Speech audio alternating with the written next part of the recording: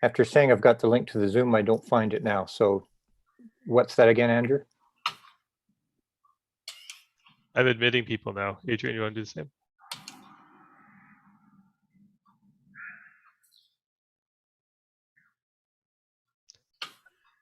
Okay, we're admitting people.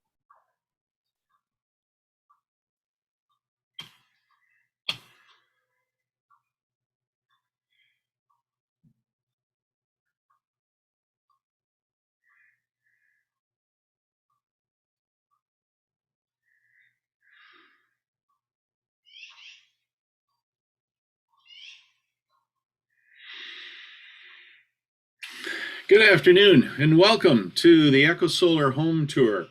My name's Andrew Mills and today I'll be your host for today's tour. This is day 2 of the Calgary homes for the Echo Solar Tour. We have 5 homes today and we're very pleased to be able to show them to you today. So thank you and welcome to everyone who's joining us now. People are joining in the background. I can see that.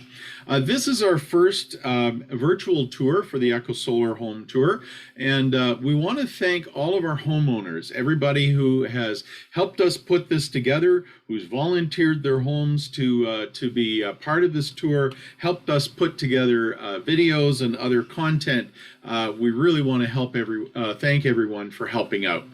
I also want to thank our Zoom helpers today. I want to thank our concierge, Lee Bond, who is helping the homeowners get set up and ready to present during today. I want to thank our quizmaster, Gordon Howell, who is taking questions and bringing those up at the end of during each session. Chat help today is Adrian Ebsari, who is helping us and helping you. If you have a concern or you need some help, send a chat to the chat help person. Visitor services today is Shane Fraser. He's going to help keep track of the numbers of people. And social media today is Kevin Brown. Kevin Brown is tracking Twitter and Facebook and YouTube. And if any questions come in through those media, he will be relaying them to the meeting for us. My name's Andrew Mills. I am the president of the Echo Solar Home Tour Society of Alberta. The Echo Solar Home Tour Society of Alberta is organized to put together tours of energy efficient and solar homes in the province. And we've been at this for 20 years. And this is our second year showing Calgary homes, and this will be our first year showing Lethbridge homes. The Lethbridge tour will be next weekend. I want to thank our sponsors. Our silver sponsors in Calgary are 4 Elements, and they do energy assessments and other work to help you build energy efficient homes. Innotech Windows and Doors out of Vancouver, they make European style tilt and turn windows made in Canada. We have Skyfire Energy, who is a solar installer based in the Calgary area, but they also do work across the province. The City of Calgary is a sponsor, and we thank the City of Calgary for their support. And then the Solar Club. The Solar Club is an association of retail energy providers that provide an advantageous solar rate for summer production. And we'll probably hear more about that through the tour today as we have some people who are taking advantage of their service.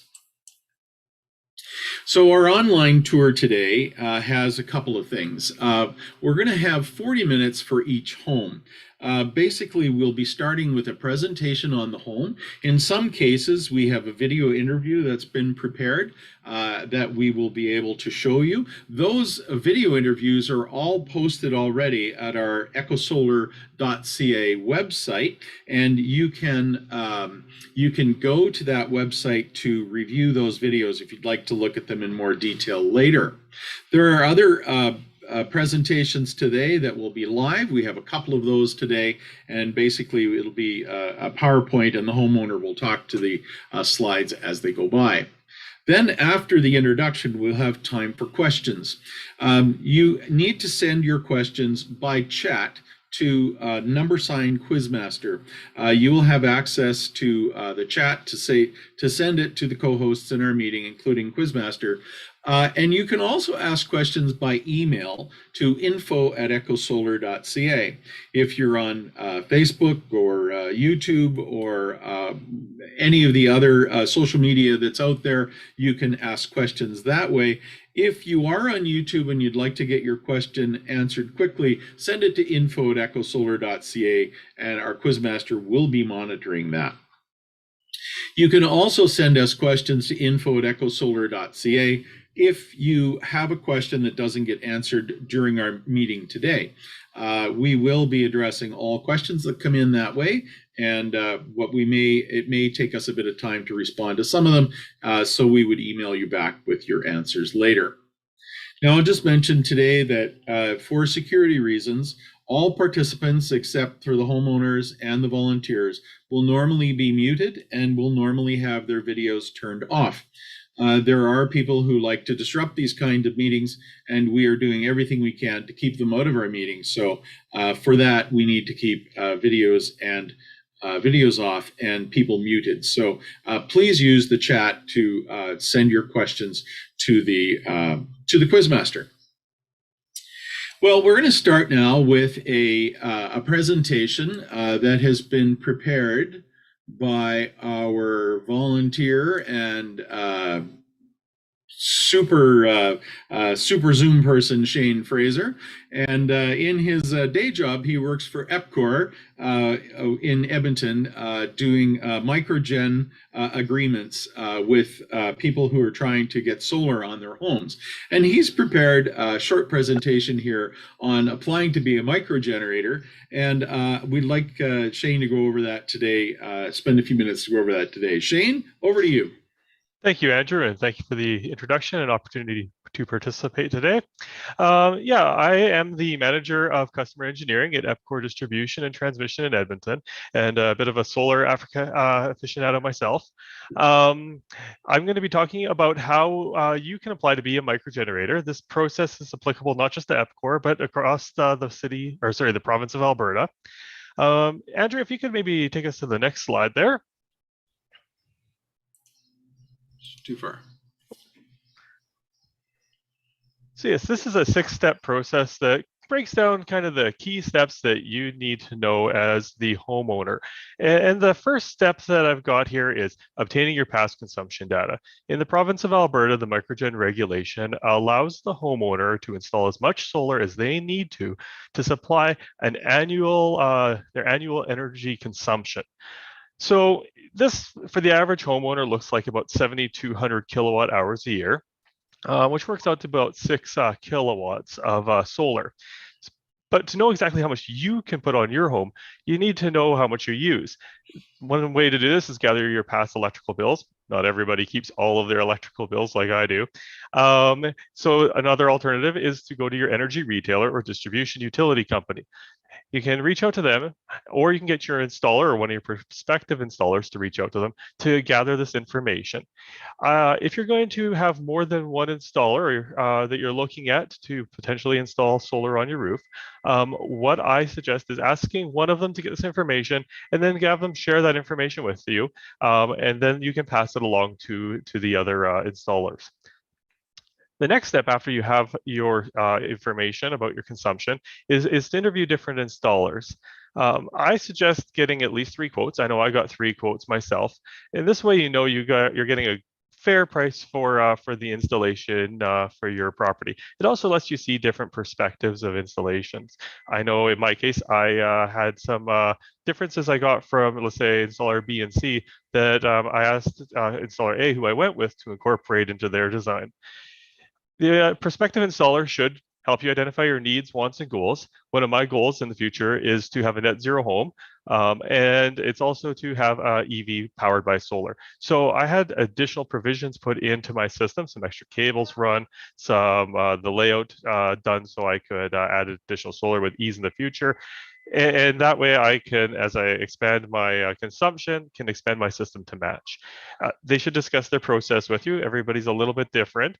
They should discuss the layout and configuration and why they're doing what they're doing. You're going to need to examine your home's roof structure, make sure it's sufficient to support the solar. You think that most cases it is, 99% of the cases. My house, not so much. I had to do structural bolstering. The roof condition, make sure that the shingles are in good condition and that the electrical systems in the home are capable of handling your goals and the solar PV system you're installing. They also should review any rebates, and I'm going to go over that at the end because there's some really great rebates and grants that may be available to you. And they should answer all your questions, give you a written quote and a written timeline. And I really, everybody gets a written quote, but not everybody gets a written timeline. And I think a lot of people are surprised at how long the process can take. So that's valuable. Now we get on to the third step and the most important step, selecting who you're going to go with, who's going to be your installer. It should be somebody you're comfortable working with. And the cheapest option is not always the best. If they're missing things, there might be add-ons, there might be delays, there might be frustrations. So make sure you really look through it all, but don't be tricked by just low cost, because that might be a painful process and might actually cost you more in the end. And then you're going to sign the contract and pay any deposits required. So then we're going to go on to step 4. Next slide, please. Oh, there we go.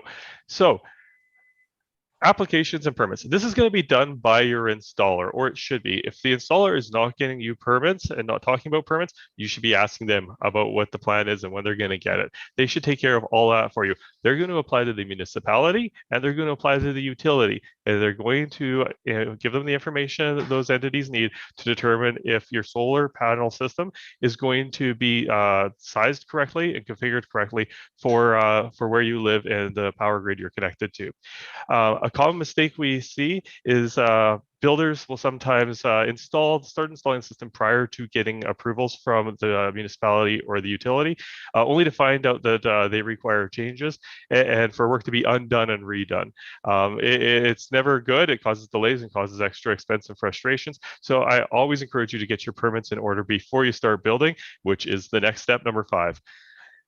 Start building your system. You may need to do some inspections before others. I know in my case, I had to get like I said, the structural bolstering done. It had to be inspected. Luckily, I was the structural engineer who did it and designed it, so I was able to inspect it myself. But that had to be signed off before I was able to put the solar panels on the roof, and then I had to get the solar panels inspected later. Again, that brings us to the next step, which is the inspections and commissioning. This is great because the city is going to send out an inspector to your home and look at your solar panels, make sure they're installed properly and compliant with the permits. This is a great opportunity to get a second set of eyes on the work done. You paid a lot of money for good quality work, and even the best person sometimes makes mistakes. So this second set of eyes will help catch those mistakes and make sure things are installed correctly and that you're getting the product that you're paying for. It's also important for the safety of your home. Electricity can be dangerous if not installed correctly, and you want to make sure you and your family are safe. So this also have some commissioning work done. They should, if there's an app that you're going to be able to view your solar panel production on, like I have with my inverter, they'll also set that all up for you. So some key information sources, which is our next slide, that it's good to know about. Sorry, let's sync up. There it is. Okay, municipalities. So I've provided links here to the municipal websites for Edmonton and Calgary. So you can go to these sites and learn about what the municipal requirements are, and the 4 distribution utilities. And for our folks today on the Calgary tour, that's going to be ENMAX. So these are great sites to learn about what's going to be required and to learn some of the details of what's required. Next slide, please.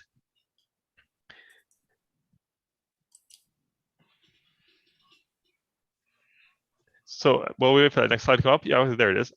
The microgen regulation is what governs everything. It's the rules that everybody's held to. It tells the AUC, the Alberta Utilities Commission, what to do, the utilities and the public. So if you really want to get into the nitty gritty, you can always view that. AUC Rule 24 just adds additional details on top of the regulation. And I really recommend this AUC Microgen notice submission guideline. It's a fantastic document that's been compiled by the AUC in conjunctions with utilities and with feedback from customers and installers to answer some of the small and big questions that come up throughout the Microgen process. And I'll be posting a link to that in the chat. Should be popping up any second now. And if you want some really fine details on this, it's a great place to go. Now, our last slide, and possibly the most fun one out of them all, is going to be on our growth and rebates. So unfortunately, I didn't show the growth here because growth is specific to Edmonton, but the rebates, the first rebate specific to Edmonton, but the second rebate is the federal government rebate. The federal government is now offering $1,000 per kilowatt of solar installed as part of their Canada Greener Home initiatives. This initiative caps out at $5,000, but can be a substantial reduction in the cost of putting solar on your home.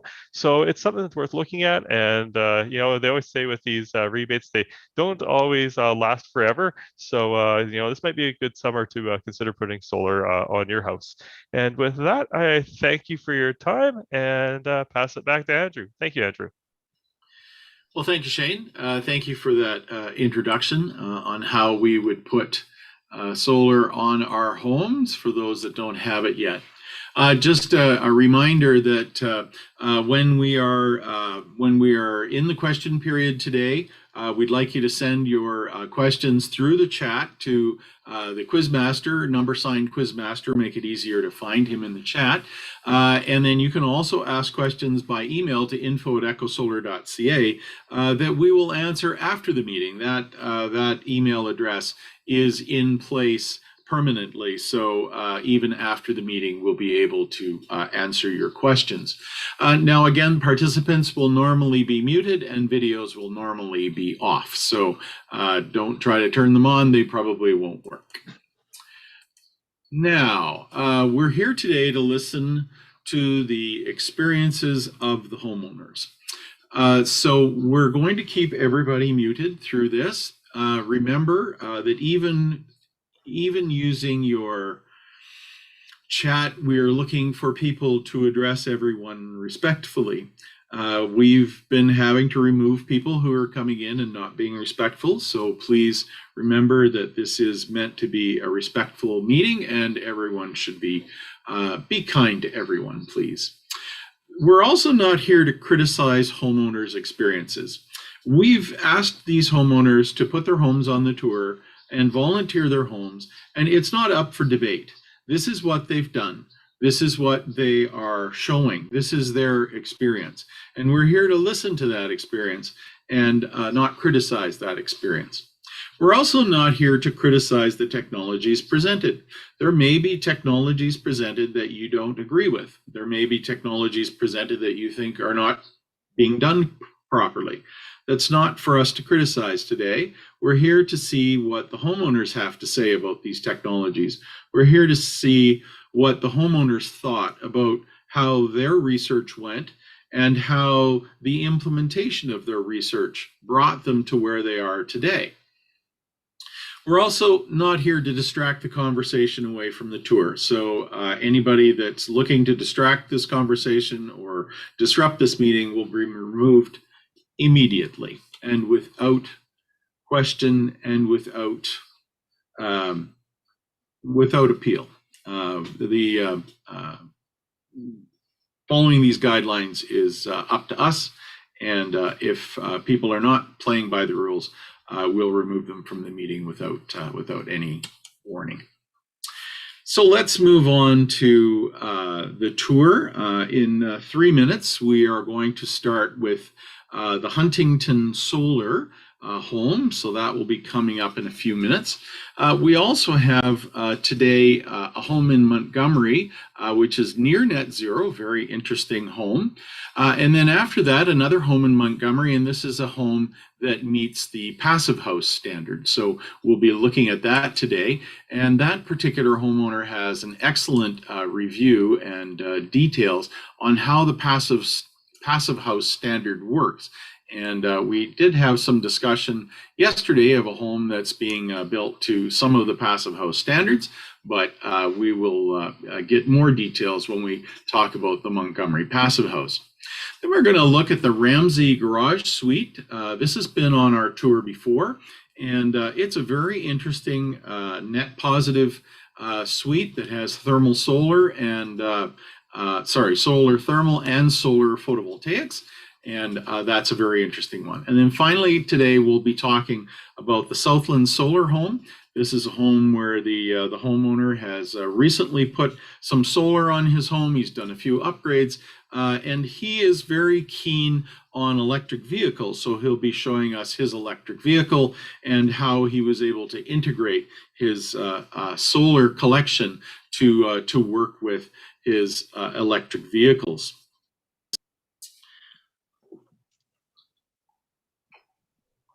So in just a minute, we will start on the Huntington Solar, but that's our schedule. As I said, once during the interview portion of this, the presentation portion of this, you can send your questions to chat help, and at the end of this, we will go from there. Now, so the first home that we're going to have up here is Huntington Solar. We'll be talking with the homeowner, Bob Hawksworth, when the video is done. But we have a video, an interview with Bob to start this off. And here is the video. And I'm going to start this video. It'll play for a few minutes. This will introduce the home, and then we'll bring Bob on to answer questions after that. So let's start the video. Hi there, and welcome to the Echo Solar Home Tour. My name's Andrew Mills, and today we'll be talking about a solar-heated and solar-powered home in the Huntington Hills neighborhood in Calgary. With me today is Bob Hawksworth, who's the homeowner. Welcome to the Echo Solar Home Tour, Bob. Hi, Andrew. Good to be with you. Thanks for this opportunity. That's great. Bob, your home is an example of an energy-efficient home that features solar hot water heating, solar electricity generation, and an upgrade to your home's insulation.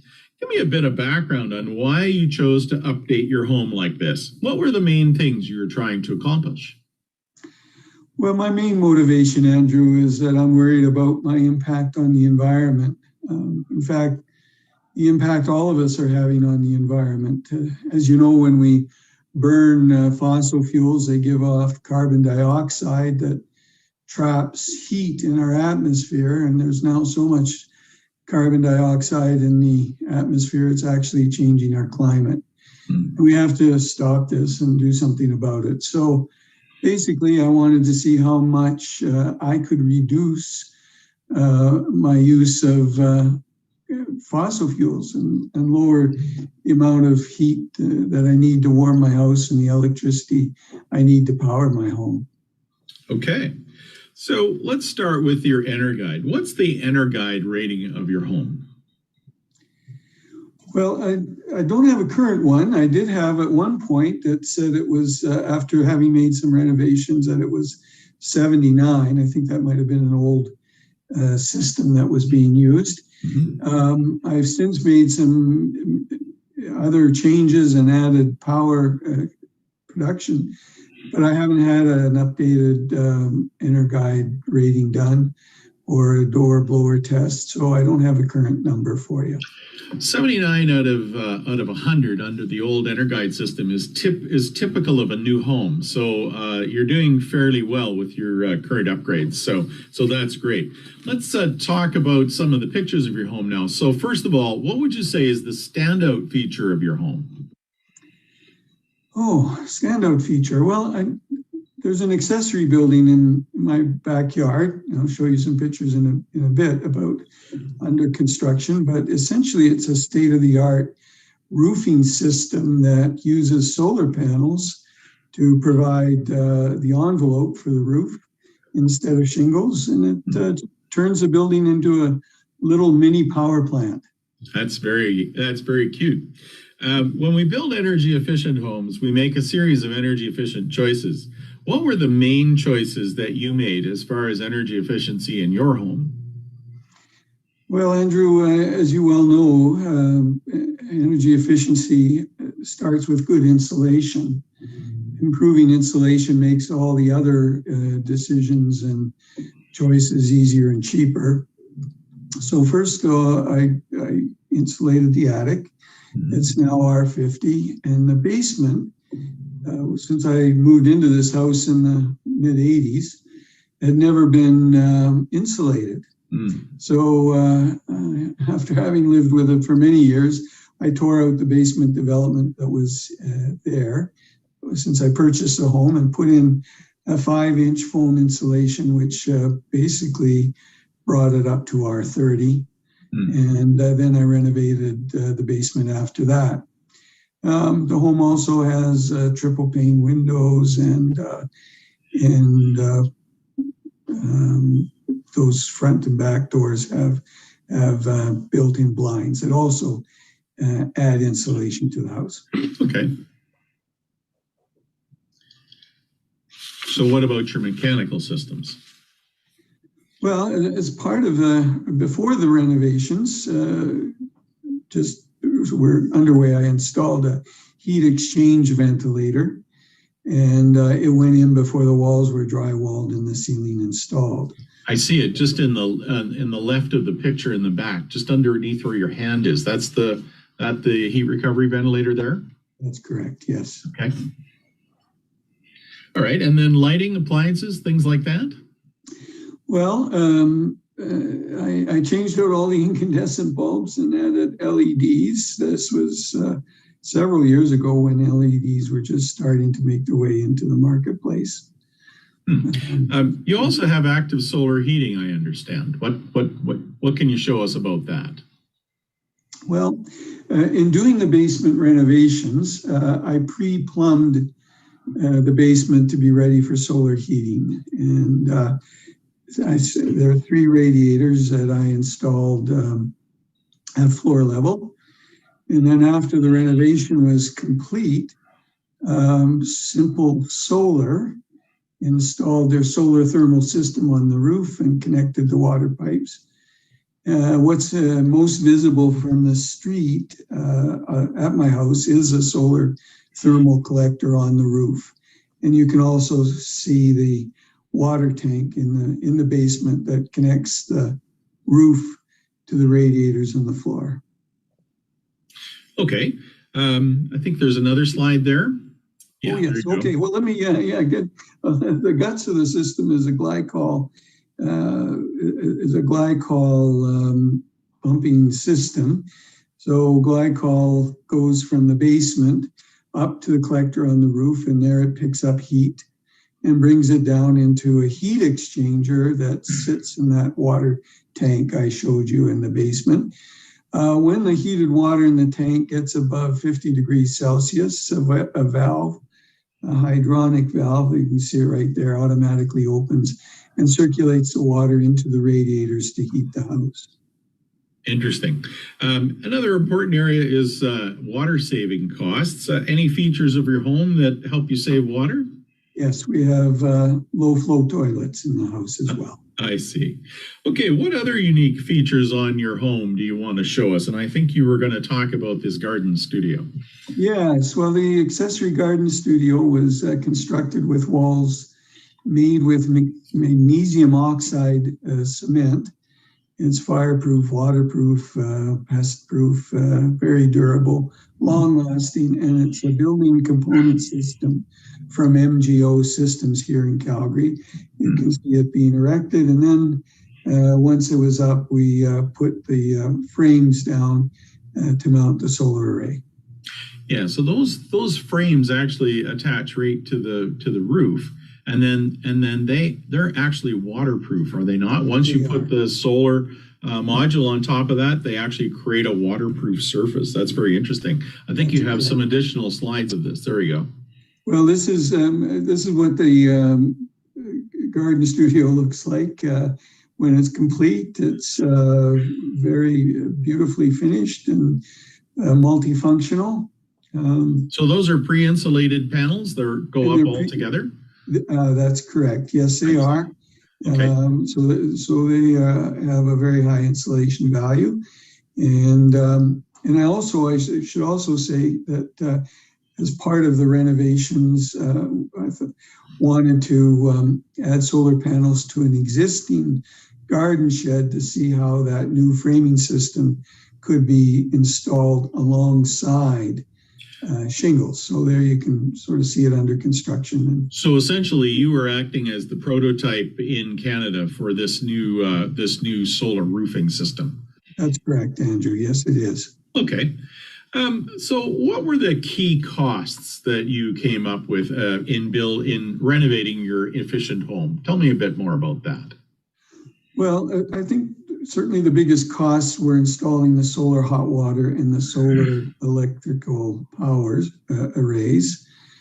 These went in 2014, and costs have dropped a great deal since I put up the first solar PV array. I did an analysis a couple of years ago. I estimated that my reduced costs compared to what I invested were probably giving me about 5% per year. And I didn't get any rebates for any of my project costs. So since putting in the solar systems, a carbon tax on natural gas has been brought in. My solar hot water system reduces the amount of natural gas I'd otherwise use. So the more natural gas I avoid using, the more carbon tax I also avoid paying. So since I did my analysis, the carbon tax has gone up, and so my cost avoidance has gone up as well. I guess I could perhaps suggest that my return on investment might be as high as 6%. It's not a blow out the door rate of return, but it's better than I would have earned if I kept my money in a term deposit at the bank. That's definitely true. So is there anything that you would have done differently in the upgrades to your home? Well, the next big step would be to put more insulation in the outer walls. The drawback from doing that is that it would mean I'd have to remove and replace the siding as well. So that's what's held me back from making that move. It's a big job. So I understand. So what aspect of your home would you say is the most satisfying to complete? Well, I think I get the most satisfaction from having installed the CHP Power building integrated solar system on this garden shed. As I mentioned, it eliminates the need for shingles, and the frames go directly on the roof, turning it into a little power plant. I don't have to worry about removing the solar system when the shingles have to be replaced. By using solar modules themselves instead of shingles, I'm really not worried about the longevity of the roof. It's going to be there for years, probably. Fabulous. Yeah, I'm really pleased with the way it looks. It's kind of cool, and it is. And futuristic looking. Very nice. So is there anybody you'd like to thank who helped you design or construct your home? Yes, well, I think the CHE Power provided the roofing solution. MGO Systems built the building, and Simple Solar provided the hot water system, and they also put the PV system on my roof.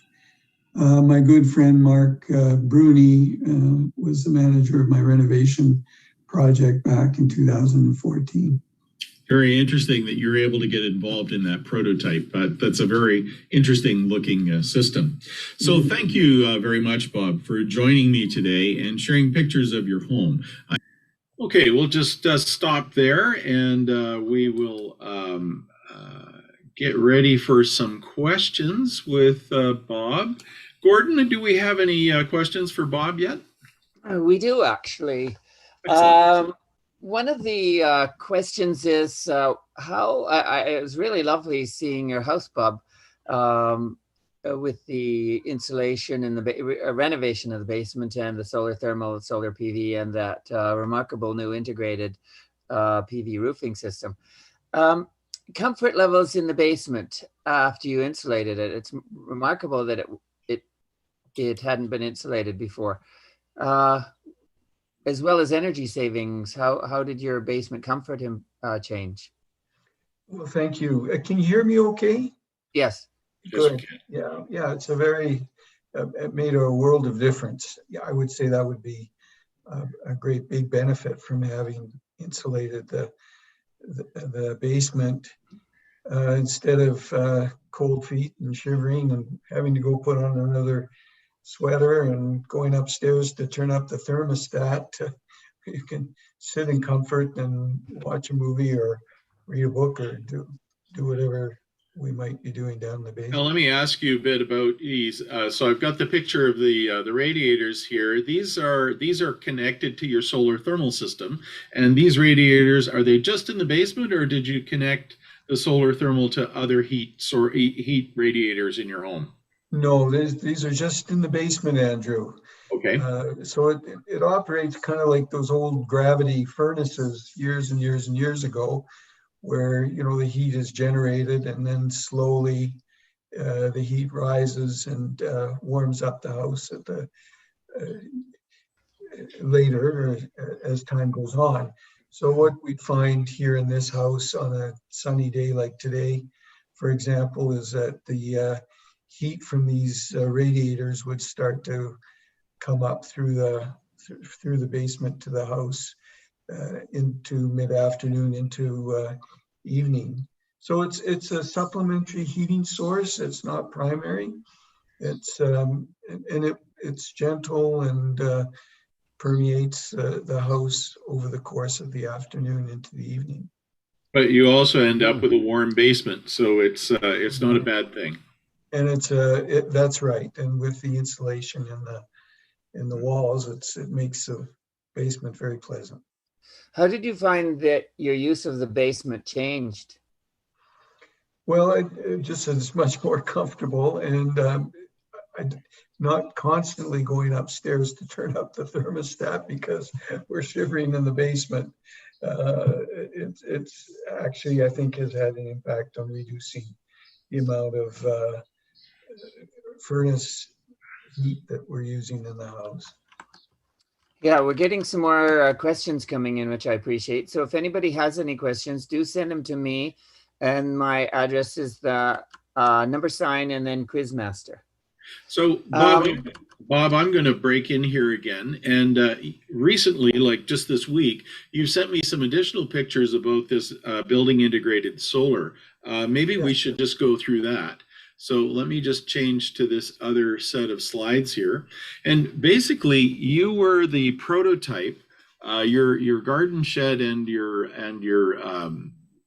garden studio were prototypes for this surface mount solar racking system that's coming from Europe.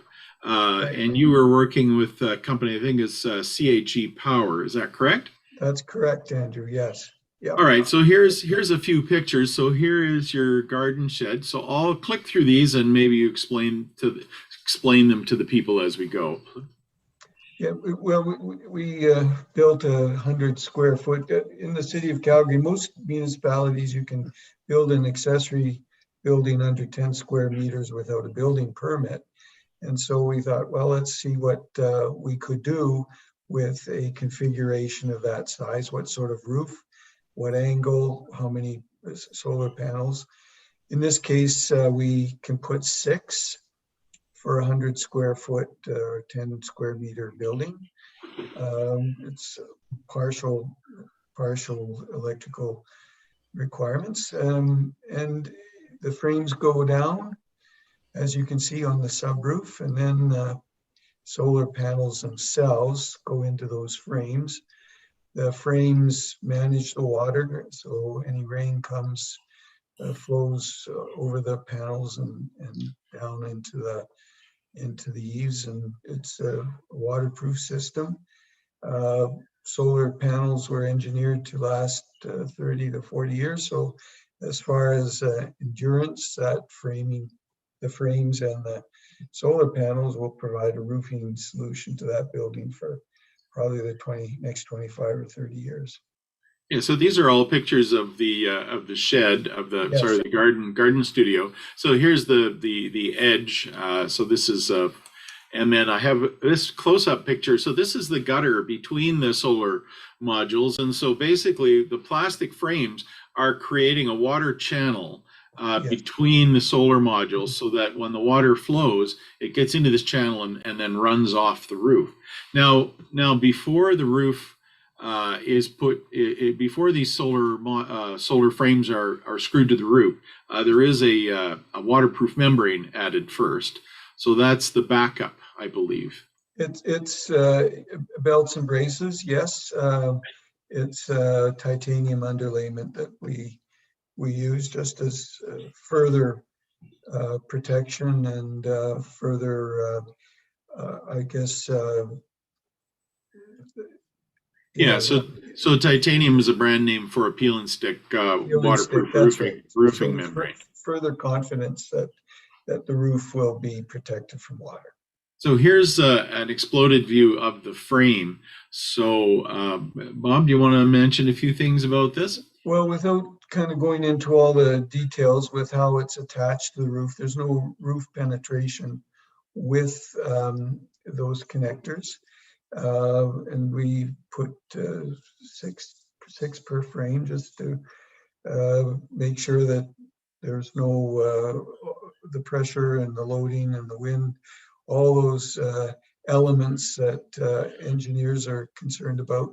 Those are all meet specifications of the National Building Code and other requirements for the roof. We meet all those requirements, and then you can just see from the frame that the solar panels fit in. Standard solar panels, you can, whichever manufacturer you want to use, can slide in and be accommodated in those frames. Now, these frames have been used in Europe for a number of years, so I assume that they've been tested, that they provide sufficient ventilation underneath the solar modules to provide cooling. Yes, and I just note that by the end of this month or into early July, we will have our full CSA certification, but we've Very good. Yeah, we've been relying on the UL and the European certification and engineers providing certification for the projects, the prototypes that we've installed so far. Now, there was another home that was supposed to be on the tour, but we didn't quite get it done in time, and that was going to be Queensland Solar. And so I have a few pictures of this. It's a little bit further along, but it's still not done. So we have a few pictures we can show of that. So I believe this was the design for that. Not quite exactly what it turned out to be, but pretty close. Yeah, it's again. And then here's the actual garage. Right, and here again, we're trying to think of ways in which we can put together kits that standardized. If someone wants a 20 by 20 garage or a 20 by 24 garage, we can specify how that roof could be put on a slant and completely covered with solar panels. So in this case, this homeowner is gone with our system, and the roof is oriented towards the south. It's at a fairly steep angle to get maximum solar gain from the installation. The panels, the frames themselves have been installed. We were waiting for a development permit and a building permit to be approved, which have just been completed, and we just didn't get around to getting the solar panels themselves installed on the roof in time to show for the tour. Hopefully next year this will be all completed and ready to demonstrate. So there you can see how the clips and the connectors, there's the titanium underlayment and the frames are already in place for the panels to pop in. Yeah, so I can see there's a little bit of there's some angles to the channel on the top of the module. So when rainwater gets in, it drains off to the sides very quickly. Very interesting. And then I think we have one or two more pictures here. Yes, here's a completed one. Where is this?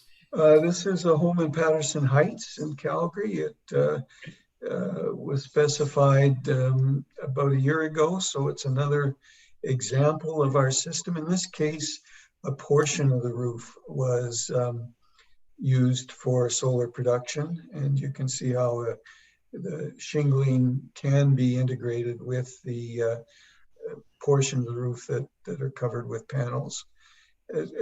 In contrast with the garage we just saw, we tried to design that garage in a way that the entire roof itself could be covered by solar panels. And then I think I have a last picture here. There's a little bit stepping back from the home a bit. Yeah. So that's now the house has been completed. And well, very interesting. So you've been helping out. With this group, and first of all, letting them build a prototype in your backyard, which is a lot of fun. Lots of good experimentation there, and then moving on to some of these larger projects. That's very interesting. Okay, Gordon, I'm going to throw it back over to you, and any questions that have come up in the last couple of minutes. Yes, thank you so much. We have about 15 minutes left, so. Thank you so much for that time check. Yes, we have about 15 questions. People have been actively sending them to me at Quizmaster. The triple glazed windows that you put in, do they reduce hot spots or cold spots in your living space during the winter? To some extent they do, yes. I think part of the problem with, 1971 suburban home is that the insulation at that time is not what I would like it to be today. So these windows by themselves are helpful and good, but fundamentally what really I need to do with this house to bring it up to the standard that I'd like it to be is to really insulate those walls. And so you'd have the whole elevation of the building would be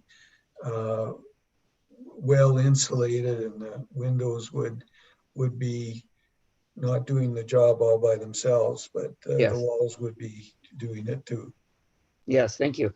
We do have lots of questions about the integrated roofing system also. Now with this picture here, we just see the solar thermal collectors. Right. What tilt angle are they at? I'm guessing whatever 51 degrees or something, whatever is the maximum to get southern exposure. I actually know that. They're at 63 degrees. 63. Okay. Yeah. Very good. So latitude plus a bit. Yeah. Yes, for water, for space heating, it needs to be higher than optimal for annual. Okay, that's a really good picture. Thank you for showing that. So a number of questions then. Can you show the framing system? Just 3 sides to the right, Andrew.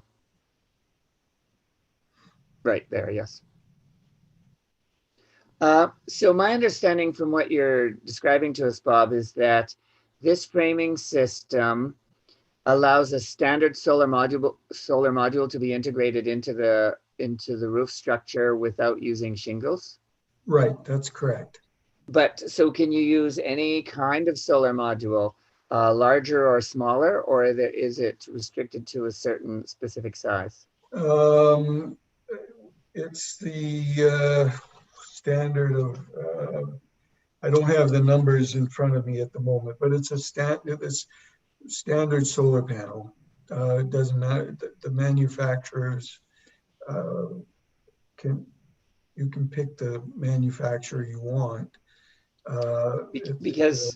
Because standard solar modules for houses typically come in 60 cell sizes, and for commercial come in 72, but a lot of people are using 72 cell modules in their houses too, which have an extra 2 rows of cells on them. And so they are typically 2 meters and now even approaching 2.1 meters, whereas the 60 cell modules are more like 1.7 meters or so.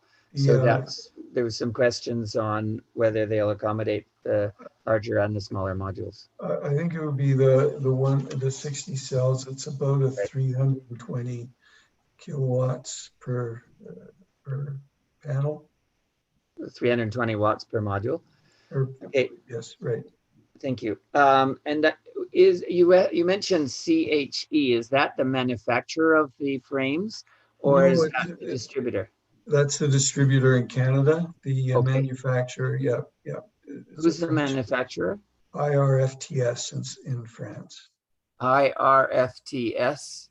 In France, yes. That's and we have the exclusive distribution for that product in Canada. Okay, thank you. Let's see here.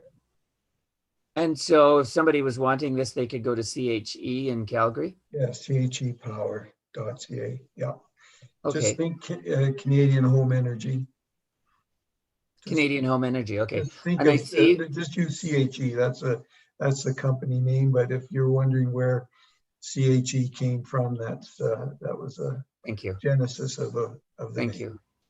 I see that our visitor services person has kindly put 2 links on our chat line so that people can find the website for chepower.ca and en.irfts.com for the other one.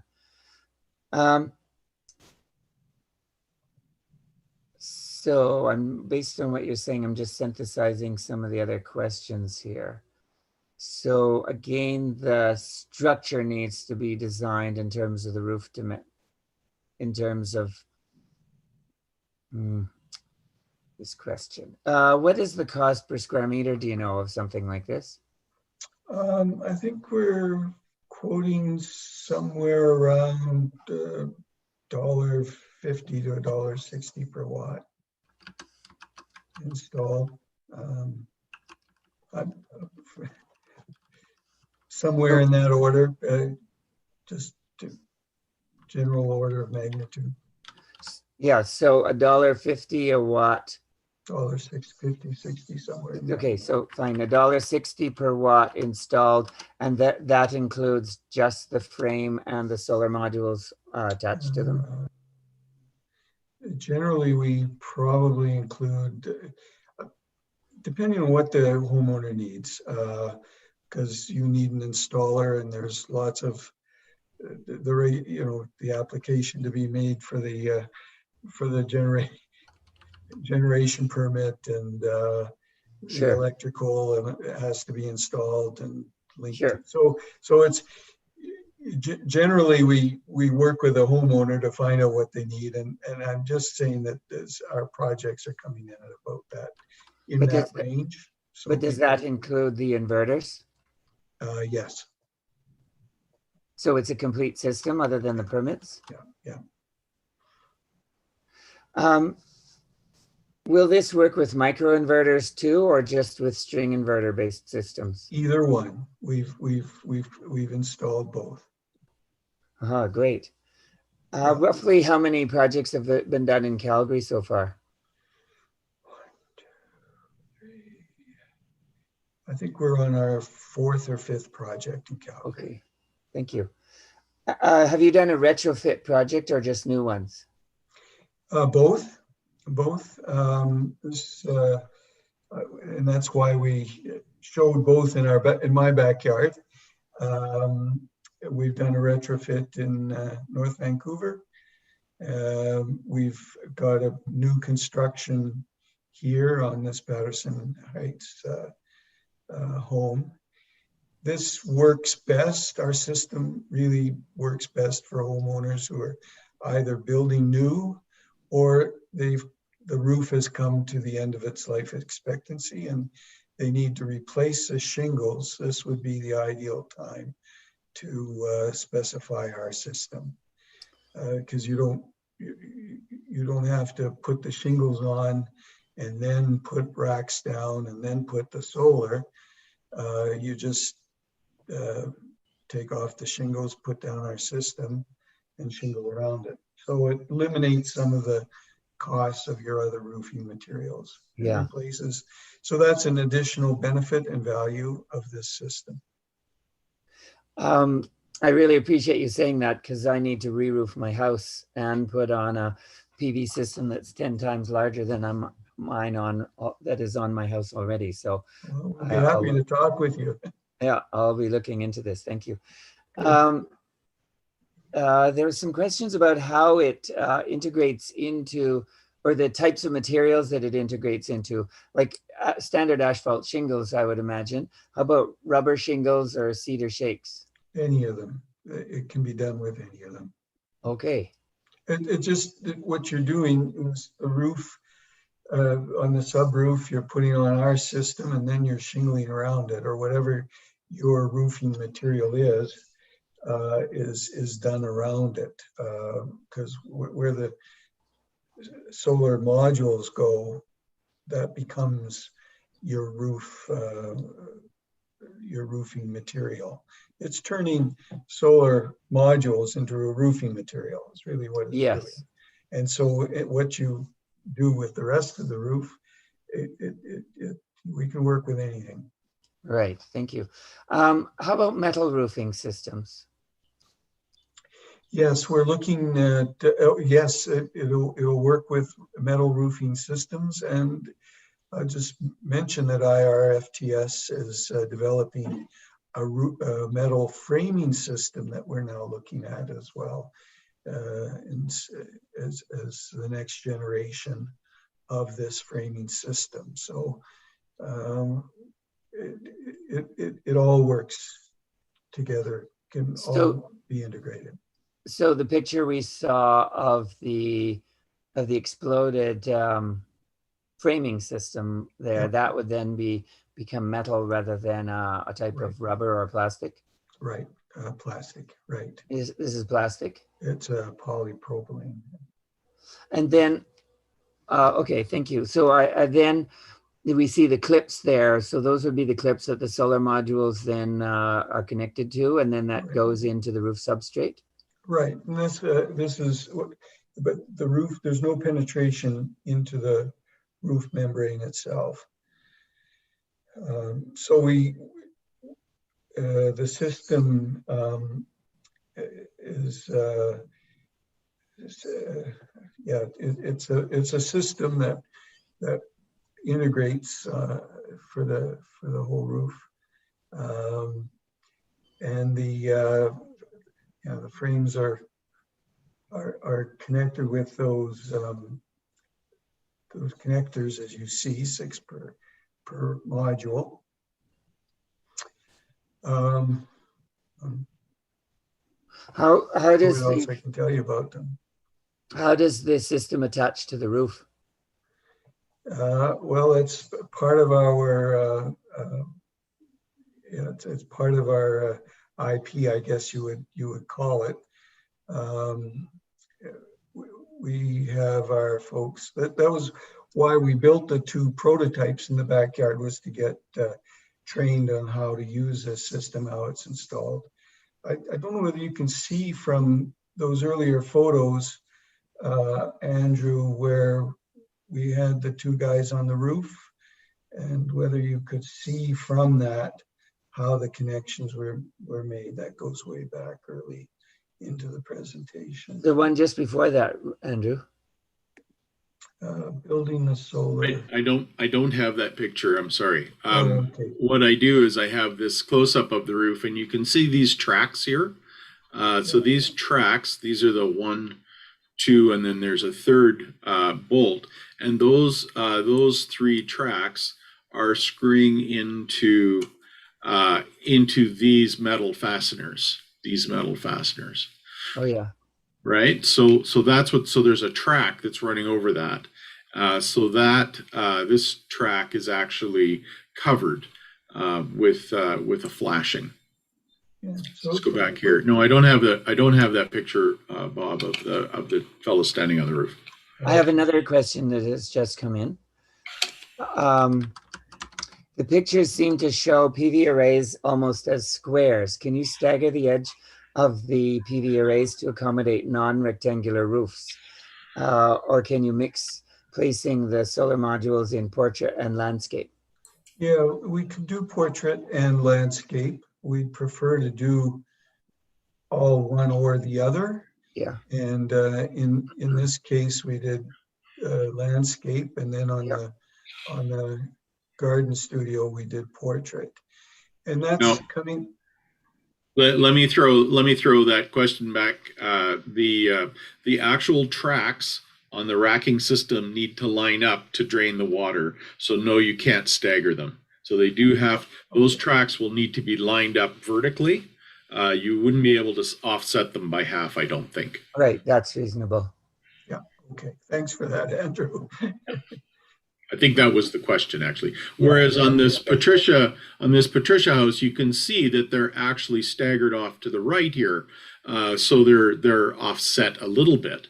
But where they're lined up above each other, the tracks would need to line up in order to do the thing. Now, guys, I'm sorry, I've lost track of time, and I need to get ready for the next presentation. Thanks, everyone. This has been very engaging. So interesting. And Andrew, thank you for doing this, and Gordon and your volunteers. This is an awesome initiative, this solar home tour. Thank you. I'll just be a minute. I just have to call up the next presentation, and then we will get going. It's 1 o'clock. It's certainly a lot of interest in the. Yeah, that is an interesting design. Okay, Our next home today is going to be the Montgomery near net zero home, and we have Christina who is going to be presenting it for us. And I just need to get the presentation up, and I'm having, there it comes. Just give me a second, and I'll pull that up, open that, and then we'll get going.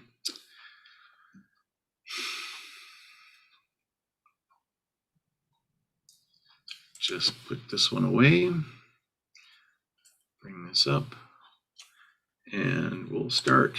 And okay, Christina, are you on the line? Yeah, I'm here. Can you hear me?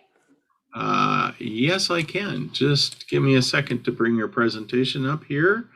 And good, away we go. Can you see that? Yep. Do I just tell you to next slide when I'm ready? Yes, okay. That's what you do. Okay. So I'm on? You're on. Okay, awesome. Well, hello everyone. Thanks for joining me today for my presentation about our house. This is our little house in Montgomery in Calgary, and it's kind of obscured a bit by the graphics there, but this aerial shot shows you, I guess, one of the main solar features being the PV and solar thermal systems on the roof. And so I'm just going to walk you through a lot of the design that we incorporated into our house. And when my partner and I set out to build this house, it was the idea to build, I call it the pretty good house. We didn't really seek any major certifications, or we did EnerGuide, and that was about it. So we didn't do anything extraordinary with our house except focus on efficiency, simplicity, and I guess power generation as well. So we added the original house that we had just the solar, the PV on the main house, and then we have since added the solar thermal just below that, and we added another couple kilowatts on the garage when we had the solar rebate when the NDP was around. So we added another, I think actually those are 330 watt panels. So it was another 2 point something. So yeah, this is another aerial shot. We have a really unusual lot. So we bought this lot in 2012. It's a triangular shaped kind of pie lot at the end of the alley, and the house is oriented kind of on a 45-degree angle to the street. And we did that because that's due south, and we wanted the panels to be south. And because we had such a weird lot, the city was okay with that. And so we actually run parallel to the alley, which runs directly north-south. And so that gives a lot of people turn their heads when they see that. So maybe we'll go to the next slide. There's another exterior shot. So the main principles that we had, we found a young couple of guys starting out their architecture business when we were looking for people to help us design the house. And we told them, you know, we wanted a very simple house. We wanted a smaller house. We wanted something very efficient. And we did a lot of research on our own as the homeowners, but we're really involved in the design process as well. The pitch of the roof is 45 degrees on purpose to kind of maximize our production due to our latitude. This you see on the left here is one of the main windows in the on the south side of the house. So what we tried to do was to have passive heating and cooling, and these shrouds were kind of more of a design thing than anything. But the windows are inset a little bit, and in the summer we get almost no sun in the house, and in the winter we get full sun.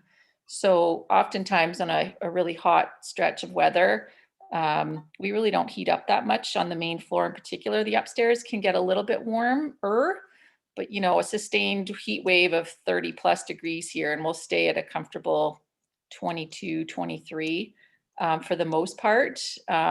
And that's actually, we do tend to open the windows at night. We sort of have cross breeze. So these shrouds and the inset windows were a design feature, and I kind of call it like free. It's free. So you just have to know where to place the windows, and you know, it costs nothing. So it was one of the main design principles on the south side of the house. We'll move on. Oh, maybe I'll talk a bit about the garden on the right side. Can you go back? Oh, I'll talk about it here. So the design of the garden, we hired a permaculture company when we were designing the house as well. And we wanted we didn't want a lawn. We wanted sort of a nice space that would produce food and sort of take care of itself. It's a bit of a jungle. It kind of just grows, and all I try to do is keep the weeds out. And but these in the picture here, you see there's sort of basins that sink down below the pathway below the house, and the water from the south side of the house goes across the pathways and into these basins. So we collect that rainwater, and then we also have this cistern on the right, which collects the water on the right side or on the north side of the roof, and that we use to irrigate vegetables and whatever we can. I think the cistern, I think it's 1,100 liters, and it's got a pump in there, so we can use that. So that's been a kind of a neat feature as well, to keep the water on site and collect as much as we can to kind of irrigate the garden. And in the summer, when it gets really hot and we don't water it, and it stays green. So must be doing something right. We'll move on. So this is the interior. I wish I could say my house looked like this like all the time. It almost never looks like this. It's clean, and I have two kids, a 6-year-old and a 4-year-old. And in the pandemic, we've been home a lot, and so the house is generally a disaster. But this is sort of this is the main floor. And to the right, on the sort of bottom right side of the photo, is that large window facing the yard. So when you're sitting on the sofa, you sort of look into the yard. And it's one giant room. So the kitchen at the back is sort of just like there's the island, and the back on the left is a mudroom with a door out to the back that goes up to the garage into the alley. And its kitchen is all plywood, and some built-in shelving in the living room as well. So it's a wide open space, and it's bright, it's comfortable. I mean, it's funny when you design a house, you think of things you might have done differently. And I do love the open space, but every once in a while I do wish the kitchen was a bit more hidden away, because when it's messy, I can only ever see the mess. But that's just, I guess I try to clean it, or we just deal with it. But here, probably took this photo. Yeah, this would be late afternoon. So that's looking the opposite direction towards the front door. And, we just wanted plain, simple white walls, light with the floors are oak, and just kind of a simple aesthetic. I sort of wrote in my feature sheet about sort of a more Scandinavian feel, and I think that's what we were aiming for. My mom comes from Norway, and so I think it's kind of something I come by honestly, just the bright open space and the sort of white and the wood. So move on. So this is our high efficiency wood stove, and this we use as kind of an accessory to our heating system. And it's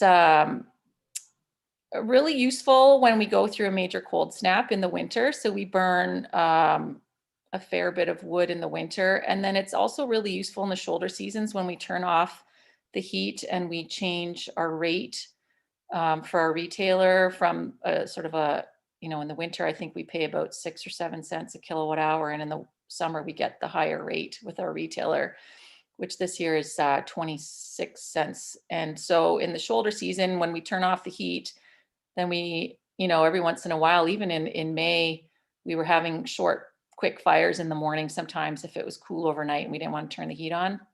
So this is sort of an accessory to the heat, and it sort of depends on the winter how much we use it, but it pumps out a lot of heat, and it's got a secondary combustion chamber at the top, so it burns the gases as well.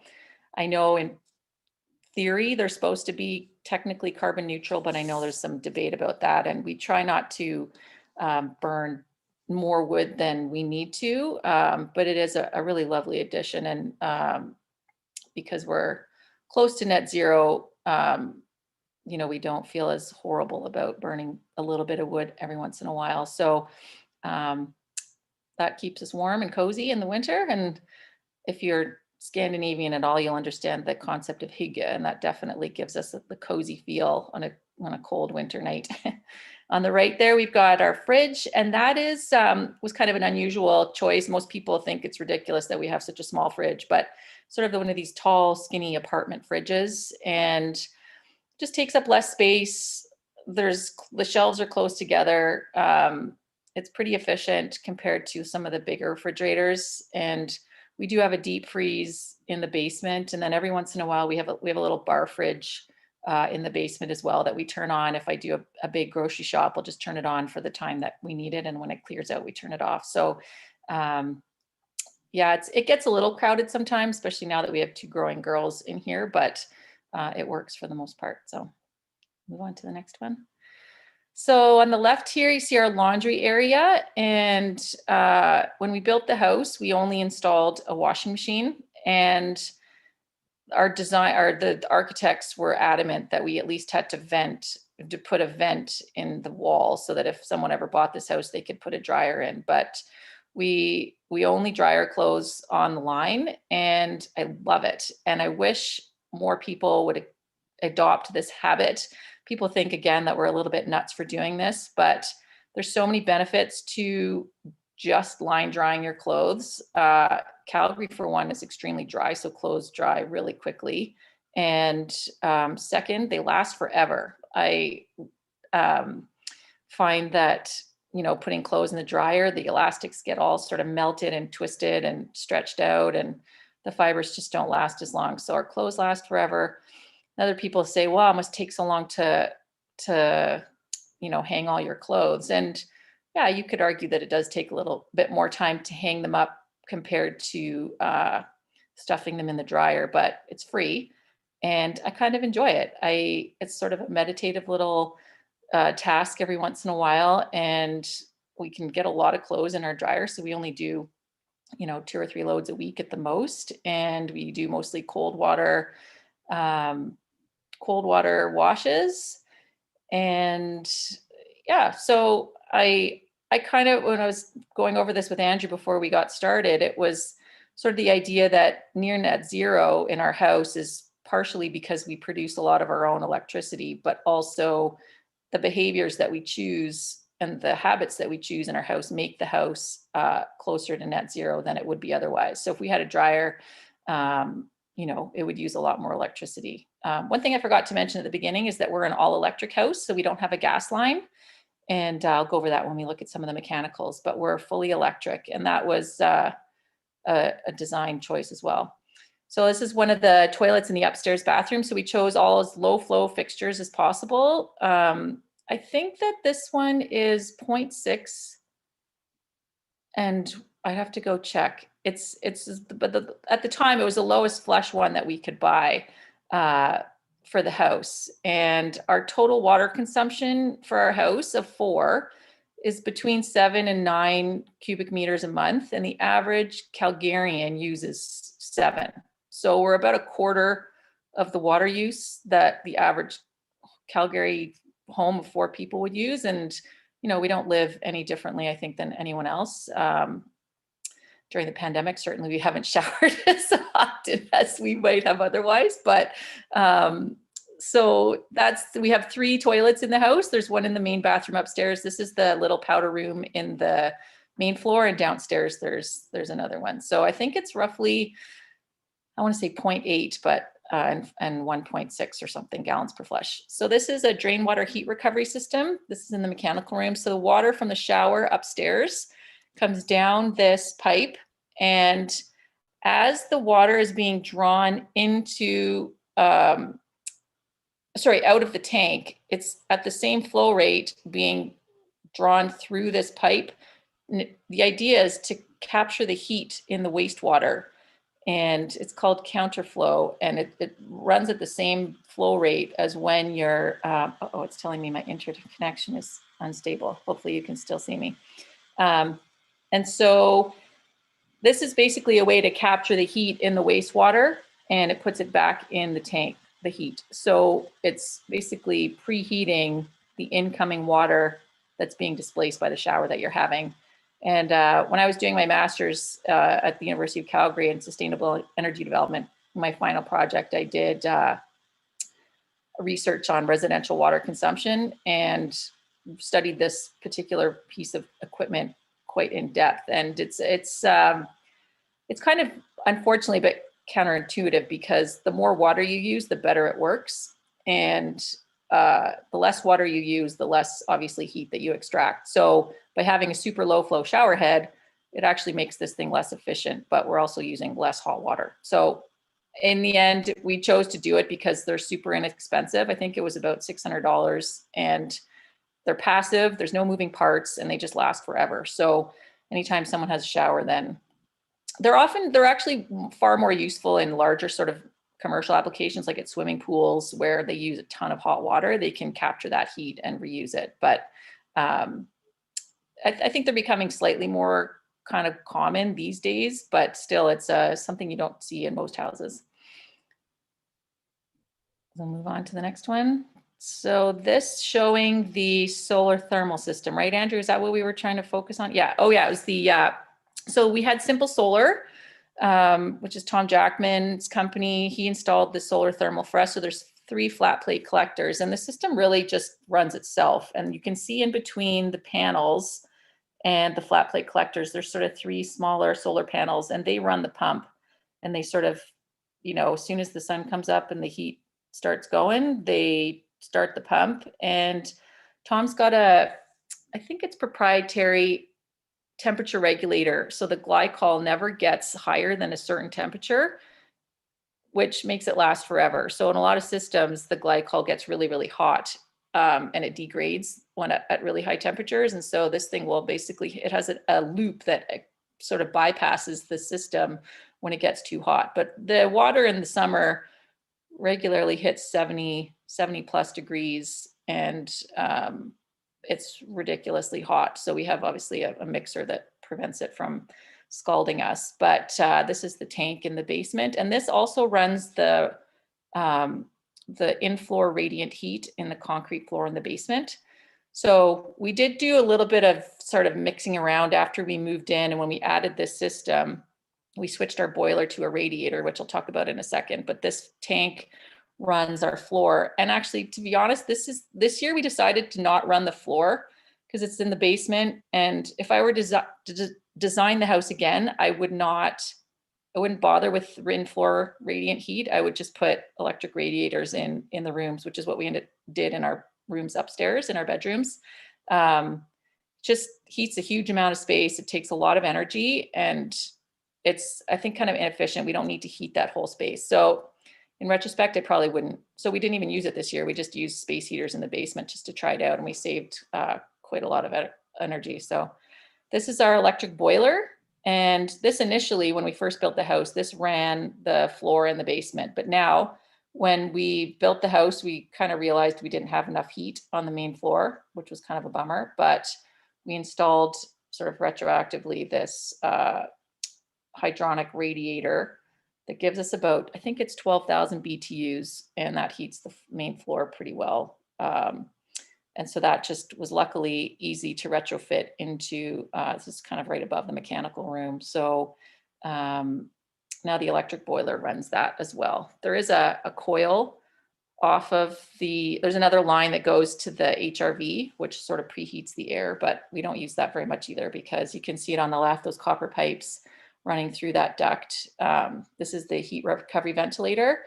And we found, we still need to try this and see if it works to insulate this duct to keep the heat. But often we found that just the heat in that coil was just heating up the mechanical room to a nice, lovely temperature, which we didn't really need. And we just found that when it gets freezing cold out, we either just turn the HRV off or we cycle it a bit so that it doesn't freeze up, and so that we don't just blow hot air out into our backyard. But this is a Zender 350 heat recovery ventilator, and gives us fresh air. I think it's about 90% efficient. So pretty standard on I think at least most energy efficient houses these days, but I think it's becoming more standard in others. This is the inverter. So the system on our main house on the roof is central inverter. And we did that because there's literally zero obstruction for our system at all. And when we built this in 2014, I guess they would have been installed around then. This is what we had. And so the roof is 4.7 kilowatts. The panels, I think, are 260 or 265s. And then we did micro inverters on the garage, and those are 330 watt panels, or maybe they're 335s. And they are, those are microinverters. And it was a bit of just a pet project to do the garage, because it is shaded about 3 months of the year, fully shaded 3 months of the year, sort of mid-November to February kind of thing. But then we get full sun. And so it slowly creeps up the panels as the sun comes higher in the sky. And so that's another I think we're roughly 7.8 or something like that for the house. And that gives us just over 8,000 kilowatt hours a year. And our house, we have a tracker. It's called the Nurio. It's a little thing that goes on our CT, it goes on our panel, and depending on the year and if we've run the basement floor or not, and when we got the radiator, we sort of toggle between 9,000 and 11,000 kilowatt hours a year for consumption. I think this year we were just over 8,000 produced and just under 10,000 used. And the solar thermal plates I think they displace about 1,500 to 2,000 kilowatt hours. And the reason I like the solar thermal, well, the PV guys were trying to convince me not to bother, just to expand with our PV instead of going solar thermal. And for sure, it costs a lot more. But what I like about the solar thermal is that the system itself, like our house is obviously connected to the grid, and we sort of play that game of exporting and importing on the grid, but the solar thermal system is technically off grid. And so we're displacing distribution and transmission charges, as well as the cost of the energy to heat hot water. And so I like it for that reason. And it's primarily because we're an all electric house. So the reason we chose to do that is when you look at your gas bill, even just being connected to the gas line, if you don't even use one single gigajoule of gas, you're paying $35 a month. about just to be hooked up. And so even though electricity is obviously much more expensive, we aren't paying those fees. So it's probably a wash in terms of the cost when you factor in how much cheaper natural gas is, but then we're not burning the fuel. And now that these retailers are offering these sort of premium prices to generators in the summertime, this year we're getting 26 cents for 6 months of the year, and then 6 months of the year we pay about 7. And because we overproduce so much in the summer, right now we're at about 320% of our consumption. So we're anywhere between, say, 250 and 400% we overproduce in the summer. And in the winter, obviously, it's probably the opposite. But when we get these huge credits in the summer, that just accrues, and then we eat up that credit through the winter. So last year, we were pretty darn close to net $0 on our house. So we basically don't pay any energy bills, which I think is fantastic. And when we first moved into our house, I think we were getting 20 cents, and then it went to 22, and this year it's 26. And the ISO seems to be on board with this, and the retailers are allowed to offer it. So we're going to just kind of go with it. But being net $0 to me is pretty awesome, because we're paying nothing for energy. And that's because we are connected to the grid. So that's my little spiel about that. And then, of course, we try to change our behaviors in summer, winter. Now in the summer, we turn on the dishwasher or do our laundry when the sun is shining, because we're displacing, then you use the electricity before it goes out onto the grid, and then you don't have to import. Because the way the billing works, you only get credit for the energy that you export. You don't get credit for distribution and transmission charges, which is kind of a bummer. So if you're importing at night, you're paying those D&T charges, not just the energy charge. And so if we use it before it goes out to the grid, then it's free. And that's what we try to do in the summer when we're paying that 26 cents. Okay, we can move to the next one. I think that's the end of the slides. Okay. I believe so. Yeah, that's the end of the slides. Okay. Well, maybe my last little spiel then would be that a lot of what makes our house near net zero is behaviors and the choices that we make in the way that we live in our house.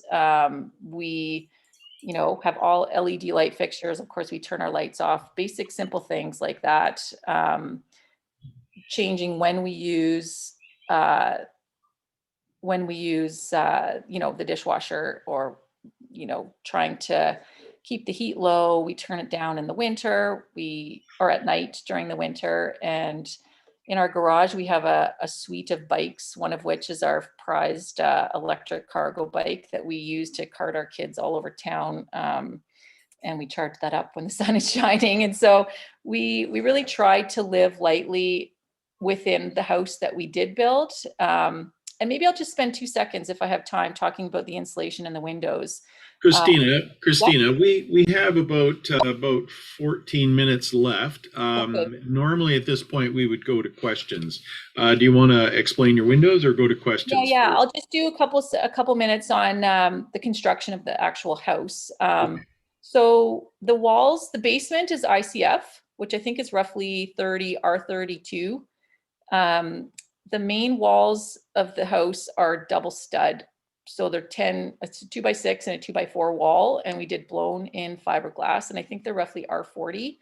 And then we did triple pane windows from Cascadia, and they're tilt and turn, sort of the European style of window. And so we put our money that we had into the windows, into the PV system, into the insulation, and the exterior, the roof and the north side of the siding are aluminum, as well as the same in the garage. And then the wood on the house that you see has unfortunately been a bit of a bummer. We did shosugi ban, which is this Japanese like burnt style wood where they char the wood, and it hasn't held up as good as we thought. So either you're going to have to stain it regularly, or in the long term we'll probably have to replace it. But so that's just in a nutshell some of the construction features that we incorporated as well into the design. So I just wanted to add that part. Sure. Okay. Well, let's throw things over to Gordon, our quizmaster, and see if we've got any questions for Christina. Gordon. Thank you. We do have some questions. First of all, Christina, if I may, I really like it that you're not the only one in life that hangs up your clothes in your house. I feel like there's very few of us, but I keep feeling to do a sort of quick back of the envelope calculation to figure out how much energy we would save and therefore emissions if we all just hung our clothes. And sometimes people ask me, why do you bother? Isn't it a waste of time? And sometimes my reply or retort, depending on what the tone of the conversation is, well, how much time do you spend, or do we all spend scrolling through Twitter every day? And then I also say, well, we don't pay anything for electricity. And that usually at least gives them pause to think about it. Yes, the use of our time. Yes, I really like it for me that the moisture goes into my house, and so my house doesn't get as dry in the wintertime. Mm-hmm. But I've been doing it for 30 years, so hey. Yeah, well, I grew up doing it, and that's where I guess it comes from. It's just a habit. That's what we did when I was a kid. So Yeah, I do use my dryer, I don't know, twice a year on fluff, and that's about it. But then, hey. So somebody else wrote in saying, I'm so with Christina on the clothes dryer. Things dry crazy fast here, and dryers use so much energy. And then the question was, do you ever get behind on your clothes drying? Is it at all a condensing washer / dryer for when you get behind? No, I never get behind on clothes washing. What I get very behind on is clothes folding and clothes putting away. Oh, yeah. Yeah, so that's my problem. Is I have no problem hanging and washing and hanging. That's the easy part for me, is Yeah. taking down and folding and putting away. But it's not, it's just a straight up, it's a AEG, I think, is the brand of the washer. It's a lot smaller, but I can shove a lot of stuff in there. Yeah. And it's just straight up washing machine. There's no condensing, there's no heat pump, no nothing in there. It does the trick. It's one thing I like about this one. It spins. I mean, they come out quite dry, to be honest. The spin RPMs on you can change the RPMs that you want on the spin depending on which cycle you use. But yeah, they come out pretty dry. And then we also have an outdoor up on that terrace off of the main bedroom upstairs, sort of the indented space that's off of our bedroom, and I have this sort of like retracting clothesline thing so we can hang clothes outside as well, which I love to do in the summertime. That's in the front of your house, right? On the south side, yeah. Or that we could see in the aerial view. Yeah, you can't see it's actually on this, you see the lines hanging there now. Those have been removed, and I found a different kind of contraption that's sort of like, you open it up and it collapses, and it's this big sort of square, like there's way more real estate on it. So yeah, that's where I tend to hang some as well. So okay, thank you. A question here from, I think his name is Tom in New Brunswick, if I'm reading that right. How much energy or dollars do you think you save in the winter by occasionally using your wood heating burning stove? You know, that's a tough question, because we have tried to calculate, how much wood we use. We sometimes burn spruce and pine, but we do tend to buy, we have a guy up in High Level or High River who we get birch from. And it costs us about $200 to $300. So when I say net $0, I should put a little caveat there that that's not including the money we spend on the wood. I don't think we save anything by using the wood, to be honest, other than we're not using electricity from the grid. We've tried to calculate sort of roughly how many kilowatt hours are in a cord of wood. I think we go through roughly a half a cord to 3/4 of a cord a year. So that's not an extraordinary amount of wood. But I have to say, I don't think it saves us anything when we factor in the cost of the wood. Right. Well, I used to heat my house in the early 80s with wood, and I loved it to pieces. But as an engineer, I'm allowed to do silly things with numbers. So I actually weighed each piece of wood before I put it into the wood stove. And then knowing the energy density of wood, then I could calculate how much energy was coming out of it and making some assumptions about efficiency and stuff. A question that came in, is the wood stove,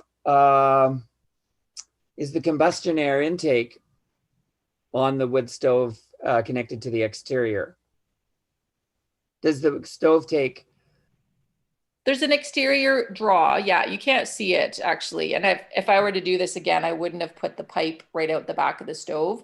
I would have put it coming out the top and then go out, because sometimes in the winter, the draft is, it's hard to light if the draft of the wind isn't going the right way to draw it in. Sometimes we have to turn the HRV off or open the window to light it. And then after that, it's fine. But yeah, you can't see it in this photo, but the pipe goes out the back, and then if you can find an exterior picture of the house, you see the chimney going way up along the west wall of the exterior of the house. So you can kind of see it there, yeah. So I'm not sure if that answers the question or not, but the fresh air intake is in this little box at the bottom. Okay. What's the brand name? It's Morso, M-O-R-S-O with a line through it. It's a Danish company. Morse, yeah. And it's from, we got it at, where did we get it? Fireplaces Galore, is that, or Barbecues Galore? No, I actually can't remember where we got it. Locally? Yeah, we got it in Calgary. Yeah. Fantastic. How long have you been in the house roughly? How many winters? We've been in the house for 6 years. How do you clean out the chimney? Well, the first couple of years we had someone do it, but we thought that was a little ridiculous because it was quite expensive. So Scott bought a kit at Canadian Tire, and we bought a shop vac, and he does it himself.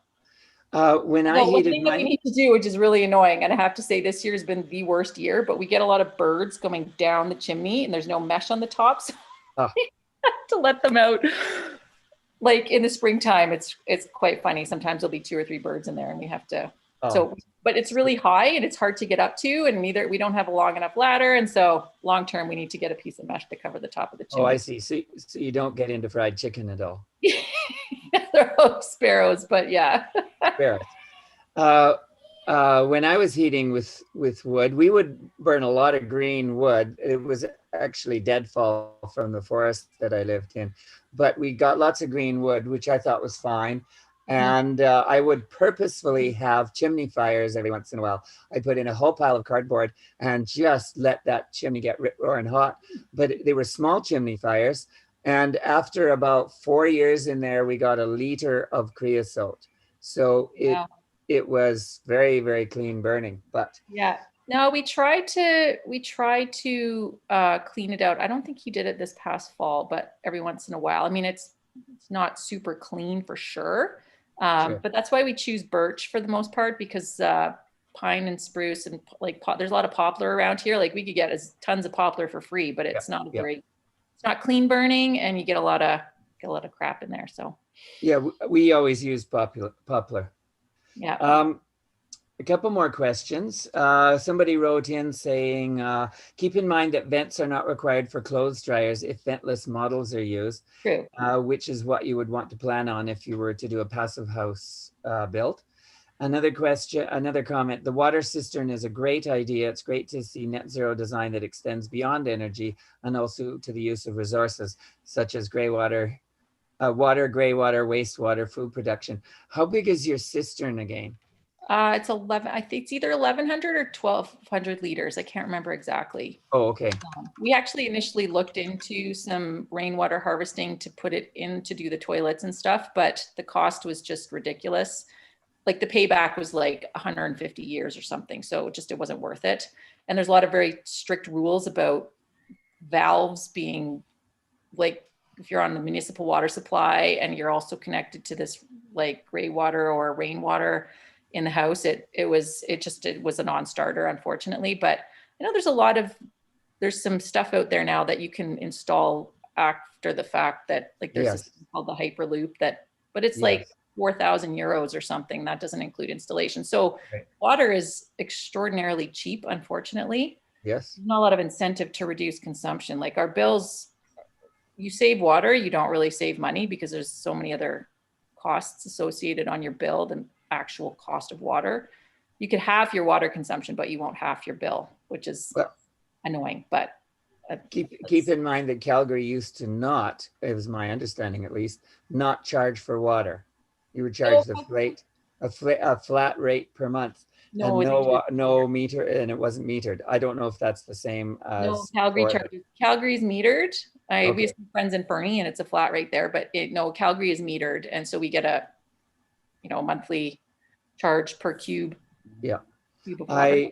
I believe I'm in Edmonton, and I believe our price of water here is, including sewage, is 3 liters per penny. Oh yeah, So- it's crazy. It's Crazy. crazy. Just somebody wrote in and said for a cord of wood, it's roughly, depending on the species, 5,800 kilowatt hours for a cord or 21 gigajoules for a cord. So it'd be really fascinating to keep that in mind as you To look at that, Yeah. depending on the species, and it's sort of been anywhere from our rough calculation was sort of 2,000 to 3,000 kilowatt hours. So, but again, it depends on how cold the winter is, depends how Sure. much wood we burn and all Sure. that. So I think we might be out of time here. So Yes, anyways, I'm happy to pass it over to Andrew again. okay. All right. Well, thank you. Thank you very much, Christina. That's a very interesting house, and you're a wonderful spokesman for energy efficiency and energy efficient homes. So thank you so much for showing your home to us today.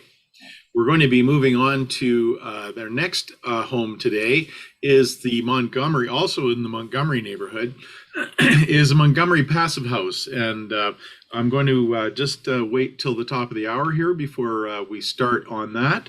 But we will have Frank Crawford with us today to tell us a little bit more, and interestingly, a little bit more about passive house. Now, one of the things Christina mentioned was the two-tier rate for solar, for people that have lots of solar. And our sponsor, Solar Club, has a number of retailers that offer that two-tier rate, which is proved to be very effective.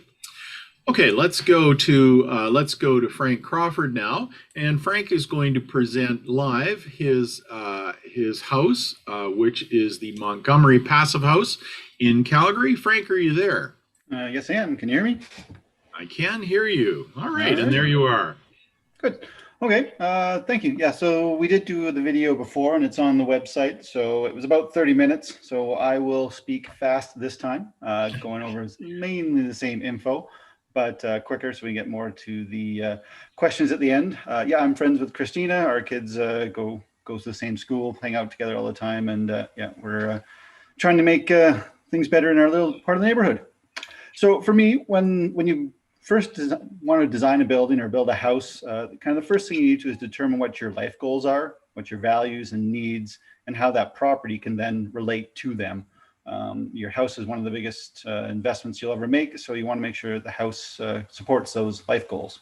So for myself and my family, we wanted an energy efficient, comfortable, and resilient home that had low energy bills, little maintenance, and a secondary suite that provided some stable income to us. And while the land, it helped us become more of a self-sufficient, not quite by no means off-grid, but we're getting closer to self-sufficiency here, our little kind of urban homestead. So next slide. So building to the International Passive House Standard, which is what we decided to do. That provided us the predictable low energy use and the utility cost savings, plus a comfortable, quiet home with excellent air quality and no drafts, no cold spots. And then we had a 7.2 26 kilowatt 26 panel solar array on the roof, and that produces 40% of our total energy used on the site, both our house and the secondary suite. We installed some annual food beds on the south side of the house to grow an increasing number of our food, and a greenhouse in the backyard so we can kind of extend the season. And then change slide. And then on the north side, which is the road side, or what people see, we put a permaculture perennial food forest, similar to what Christina has, that grows kind of perennial foods. So we plant them once and we get to keep harvesting them over and over again with less and less labor involved. We also have about 4,000 liters of rainwater storage on site right now. And I guess we're also converting our neighbors. They have 3,000 liters of storage and no grass either. And the neighbors on the other side are taking out most of their grass as well. So it kind of, you expand from your own house. So the legal 2-bed, 2-bath secondary suite is 1,150 square feet. And it provides us with a nice steady income so that my wife and I no longer have to work full time. We both work part-time from home so we can spend time with our 2 young kids, 4 and 6 as well. The house and the land is now the business card for my energy efficiency consulting services that I provide to others. We only have 1 car. It's a Toyota Prius V hybrid. And we also have a number of bikes and e-bikes, although less variety than Christina does. Next slide. So the Passive House standard is a performance-based energy standard or building standard that's been around for 30 years. It has some very strict performance metrics that you have to meet to meet it. I won't go into the details of that now. We can come back to it later if you want. Next slide. There's 5 main principles that make up the Passive House standard. It's insulation, air tightness, thermal bridge free, your windows, doors, the locations and the shading of them, and then providing mechanical ventilation because you can no longer breathe through the cracks in your walls. Next slide. So there's various different levels of certification. So Passive House Classic is kind of the one that most people know about. If you go Passive House Plus, that's actually equivalent to net zero. And if you go even more by putting more renewables on the roof, you go to Passive House Premium, which is net positive. There's also different standards for retrofits, which is the Enerfit standard. And kind of for more complicated, colder climates, there's also the Passive House Low Energy Building, which is has slightly reduced performance metrics. Next slide. Okay, so here are the energy stats for the house. So the PHPP, which is the Passive House Planning Package Energy Model that we used, it estimated we'd use 19.1 megawatt hours per year. And the 3 and actually 4 year now average, we have been using about 20.6 megawatt hours. So there's your predictability in modeled versus actual. Just for reference, if we built the same size house to code minimum, we'd use about 58 megawatt hours, and a standard kind of 2,000 square foot house uses about 40 megawatts. And again, we're not a single house. We're basically a duplex. There is 2 families living here, 5 people or 6 people, depending on who is in the basement suite. That 7.2 kilowatt array produces 8.2 megawatts of energy per year. So we have 22 megawatts net energy use, which would be about a 44 on the EnerGuide scale. And also, I guess, as far as bills, so our yearly gas and electricity bill is varied between a high of kind of $2,100 per year and a low of $1,100 per year. That's gas and electricity. We do have gas to the house. That's obviously been decreasing. We are also in the solar club like Christina, and as that export rate goes up from kind of the 18 to the 26 cents per kilowatt hour that's now, our utility bills are dropping. And again, this includes the $650 worth of fixed utility costs. So our blower door test, which you see there is the blower door test going through. We got 0.45 air changes per hour when our vapor barrier was accessible. So that's kind of the mid-construction test. We have a installation cavity on the inside of the house. So when the drywall and everything was done, our final blower door test was 0.28. So well below the Passive House standard, which is 0.6.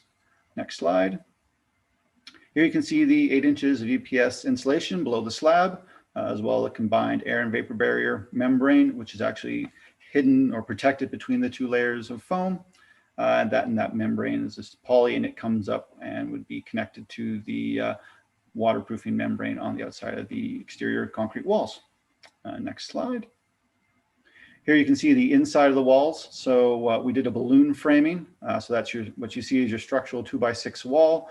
And in front of that, with the vapor barrier going behind it, is the rim joist for the second floor wall, or second floor TGIs. Next slide.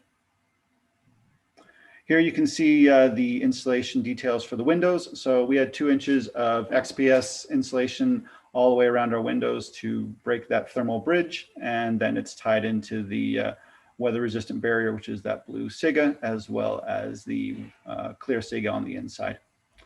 Here you can see the above and below grade insulation. So there's 8 inches of quick therm tongue and groove insulation with that membrane already applied to it outside of the concrete walls on the basement. And there's 6 inches of rock wool dual density cavity rock above grade with a 2x4 airspace, and then hardy plank or hardy panel siding on top. Next slide. Here's our Zender HRV. We have, this is the 550, which is size for the whole house, but unfortunately I had to put in a second one, Zender 200 for the secondary suite. They're pretty standard for high performance passive house houses because they are certified passive house equipment, but there's becoming more HRV options. And for our house, since we're in Calgary, which is such a dry climate, we used an ERV, which is an energy or entropy recovery ventilator. So we are recovering both the heat and the moisture. And they work to between 84 to 92% efficiency, depending on the model. So as I mentioned, we do have gas. So our hot water is provided by this Navian on-demand hot water tankless heater. It is a combination unit, so it provides hot water when needed, and when it's not, then it also has another loop for a simple 2-zone hydronic system, and those zones kind of temper or warm up the HRV air in the winter from kind of the 16 degrees that comes out of the HRV up to about 22 degrees. But the main heating for the house is straight electric resistance heaters. We have either $100 or $200, either 400 or 1500 watt wall mounted electric heaters. They're very simple. They're very inexpensive. If they break, you just replace them. But they're super silent. They make no noise. And that's all you need when with passive house, you drop your energy demand by that much. So we do have gas, but now that the $5,000 federal retrofit grant has come out, I'm doing some research into some cold climate ductless heat pumps, and I will likely install one of those into my house to provide some heating and cooling at a kind of COP of around 2.5 for the winter months. Because the cold climate air pumps are now better than they were 5 or 6 years ago when I started designing the house. Next slide. So we moved into the house in 2016. It's a 2,900 square foot total house. It's basement, main floor, and loft. So the total cost is $575,000. The fixed costs, or the hard costs, were only $450,000 without land. This is all without land. So what I did is I put in $125,000 on that for myself, my labor, my dad's labor, and I acted as a general on the site. So if I had to hire someone else, their profit and labor. So that's how I came up with the $575 to kind of build my house in 2016 dollars.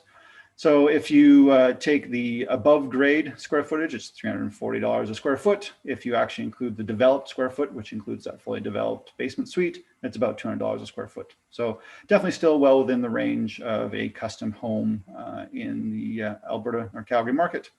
There's a specific heat demand. The air changes again. So the walls I mentioned briefly are R33. They're split insulated.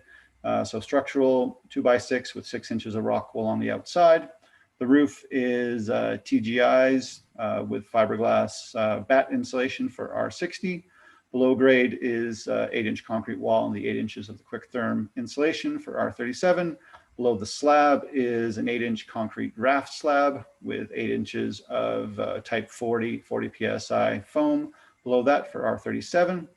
And the windows are triple paned, high soil heat gain on the south, low soil heat gain on the north, argon filled PVC windows. They're from Clearwall, which is out of Ireland, but there's now lots of Canadian manufacturers that make high performance, high quality windows. Next slide. So a little bit of lessons learned. So this is taken when I moved in. So we do have a 2-inch concrete topping slab on the main floor, and it looks lovely. It's great for thermal mass. It's very durable. It's very cost effective. However, what I didn't do, or what I didn't know, is that when you're pouring the concrete, if your vapor membrane is installed and you are vapor tight and you're very airtight passive house, you need to open a window. Concrete doesn't dry, but it does, when it cures, there is some initial moisture that needs to come out of the surface. And if you don't let that moisture come out, you can get what's called spalling, or basically flaking of the top surface. And that is what I am getting on my concrete surface. So it's doesn't look quite as nice as it did a few years ago. So a bit of lessons learned. Next one.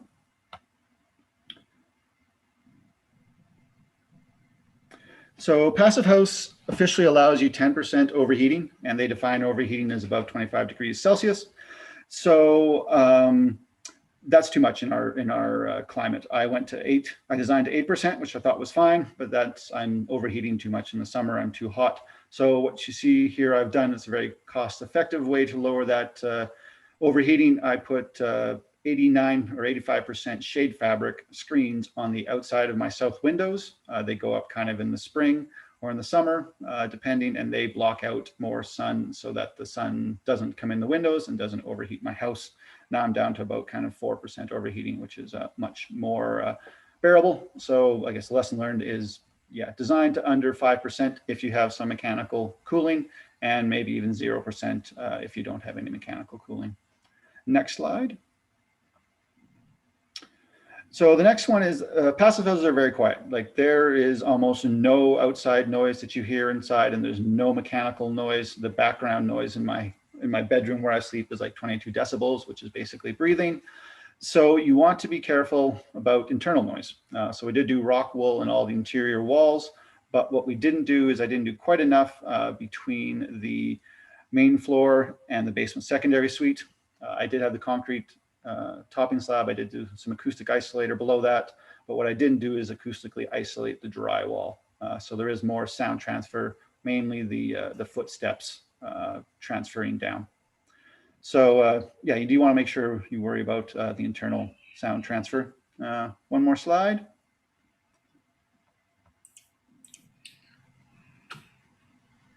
So the thing I love, and everyone else on the tour has said this too, is that the best thing about an energy efficient house is the comfort. Every room is comfortable all year round. There's no drafts, there's no cold spots. This is a 5 foot by 10 foot window. It's my bench for my kitchen, or my kitchen table. Outside it's minus 20 degrees, and me and my kids, it's the best place to sit in the winter because it's nice and sunny and warm. So that's, you kind of start off doing it for the energy efficiency, but you enjoy it for the comfort. And that's all.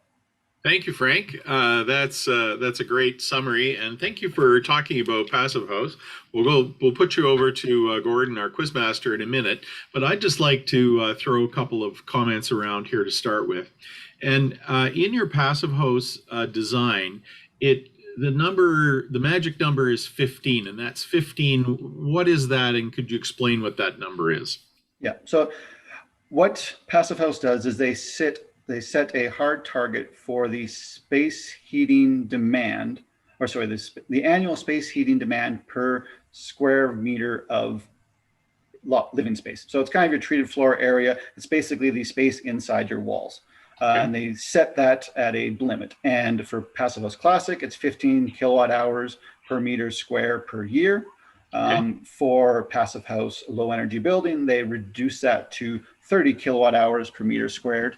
And the interesting thing is, if you look at some other high performance standards, like the Canadian Home Builders Association Net Zero standard, they have a space heating demand as well, and it's around the 30.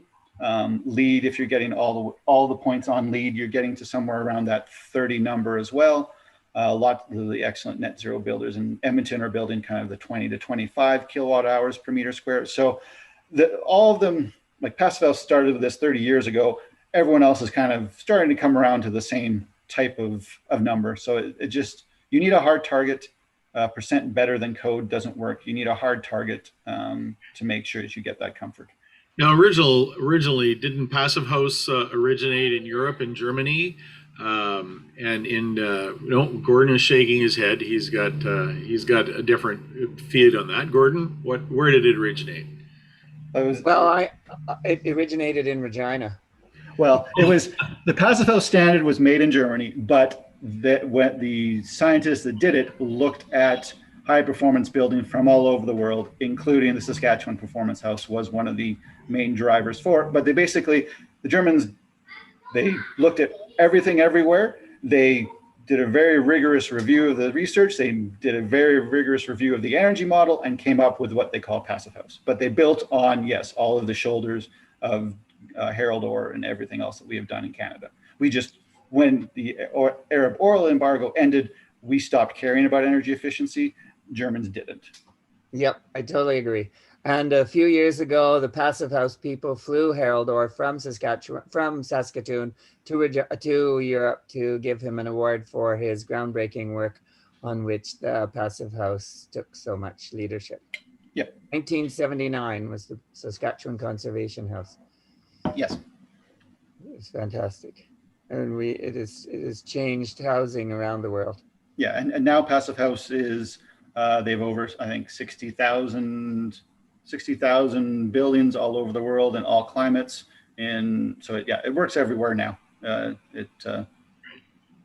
So, but that specification, that 15 kilowatts per square meter per year, that's pretty substantially difficult to achieve in our cold climate. It'd be much easier to achieve in Vancouver or Germany or any of these other more mild climates. But for us, that's actually pretty substantially, that means really airtight and really well insulated. Yeah, well, and that's why in our cold climate now, most people are designed into the Passive House low energy, the 30. Because you can get to the 2025 without killing yourself, but those last getting those last 5 kilowatt hours savings, you have to do some things that don't really pay back. Okay. And also the whole reasoning behind that 15 is that in certain climates with certain layouts of buildings, you can heat your house purely with your HRV ventilation air, which is a pretty low volume. So that's why they came up with 15. The problem in our cold climate and our, relative to Europe, bigger open floor plans is then we definitely can't heat with our space heating demand. So there is no actual big savings. There's no mechanical savings, big savings when you get to 15. So we have seen a number of passive houses come up on this tour before, and they're very airtight and they're very comfortable and everything else. But I was always curious that they still had some form of gas heat in them. And whereas in the net zero homes that we're seeing out there, they're going away from gas and going all electric. And I think that's more a regional thing because of the current microgen arrangements that we have here. If you go net zero, you go away from gas. But in the passive house, it doesn't specify where your heat comes from. Yeah, just totally that your performance of your house overall has to meet that particular standard. Yeah, but I guess most passive houses are now going all electric because the cold climate air source heat pumps are catching up. I see. Okay. Thank you. Thank you for that. Gordon? Yes, I love what Frank is saying about the passive house. I look forward to next year coming and seeing it in person, Frank. Hopefully there'll be one in Edmonton you go to, a shorter drive, but yes. Yeah, that's cool. How do you like your domestic water heating system? I think you said it was on demand. To be honest, I don't really like it. Really? Yeah. No. What don't you like about it? Well, so first of all, some people call it instantaneous, and it's not. It's on demand. So when you turn the tap, the machine comes on. There's still probably 10 or 15 seconds while the machine kind of boots up, like speeds up before it turns on the burner, before you start to get the flow of hot water. Yeah. And then in my case, I did what's called a home run system on my piping, which means every single hot water supply or every single pipe is its own home run. I did that because now I have 0 joints anywhere in a wall. The only place I have a joint is at the fixture and at the manifold. So there's no possible way to have any leak inside my house. The downside is every time I have a water call, I got to get rid of the cold water in the tap. So it does take a while to get to, it doesn't take that long, but it does take longer than instantaneous would say. So that's why I always say on demand. The other thing is that even though these things are sold here, they don't really work in -30 either. Like the ducts, it's a small little 3-inch duct. And if it gets frosted up, the thing stops. So I've had the plumber in there 3 or 4 times to look at the Navion hot water tank. The other thing is because it's tankless, as soon as it stops working, you have 0 hot water. With a tank, you still have that tank full of hot water. It is nice that you can have an infinite shower. And the other nice thing is, since water is fairly cheap in Calgary, and I don't have a drain water heat recovery, I just plug my tub. So I'm heating my house with my shower. So I'm heating it with the same thing that I'm heating the space heater. So having a shower is heating your house, and it's humidifying your house. So you don't have to feel bad about having a half-hour shower because you're heating your house, and the water's not expensive. But no, I also find that with this unit, I don't know if it's just the Navion or others, I call it overrun.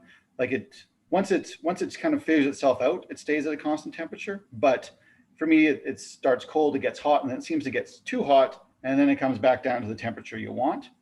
So again, you just have to get used to it. But yeah, 6 years ago, I didn't really have an option, and I liked it. And it is a condensing boiler, so it is 96% efficient when it's running for a longer period of time. But now I would do an air source heat pump, either a Sandin or the Rheem hybrid models. But just to clarify, this system does your space heating and your water heating? Yes. Well, okay. It does some space heating. It's only maybe 20% of the space heating. It heats up the air coming out of the HRV from about 16 degrees to about 22 degrees. So in the shoulder season, it does everything. But at -30, I still have those electric resistance heaters that kick on. Yes. Okay. Thank you. Somebody wrote, and thank you for your comments on it. That's been my experience with on-demand water heaters too. And I do want to appreciate that some people love them. Somebody wrote in and said, would a water loop solve your hot water run issues? Yeah. So what I would do now is Gary Clean's way of billing it, where yes, you do a loop and you have a pump at the end, and it's an on-demand system. So the pump at the end of the hot water return loop going to a tank, you need a tank, can't be tankless. And then you have an on-demand button in all of your kitchens beside your hot water. So when you want hot water, before you want hot water, you push the button and that starts the pump. And the pump starts moving the cold water out of the system until it sees hot water at the pump, and then it turns off. And then that's your branch line that is just now charged. And then you make your twigs go into each faucet as small as you can, like using 3/8 instead of 1/2-inch pipe where you can, so that optimally you only have 1 cup or like 10 seconds of time or volume before you have hot water at the fixtures. So Frank, if I can just do an add-on question to that, I've seen these loops. They're very common in commercial buildings like hotels, where they need to move hot water from a long way away. And usually what they do is the pump's running continuously and they insulate those pipes. Now tell me a little bit more about these switches. What kind of switch would those look like? It's just an on-off switch.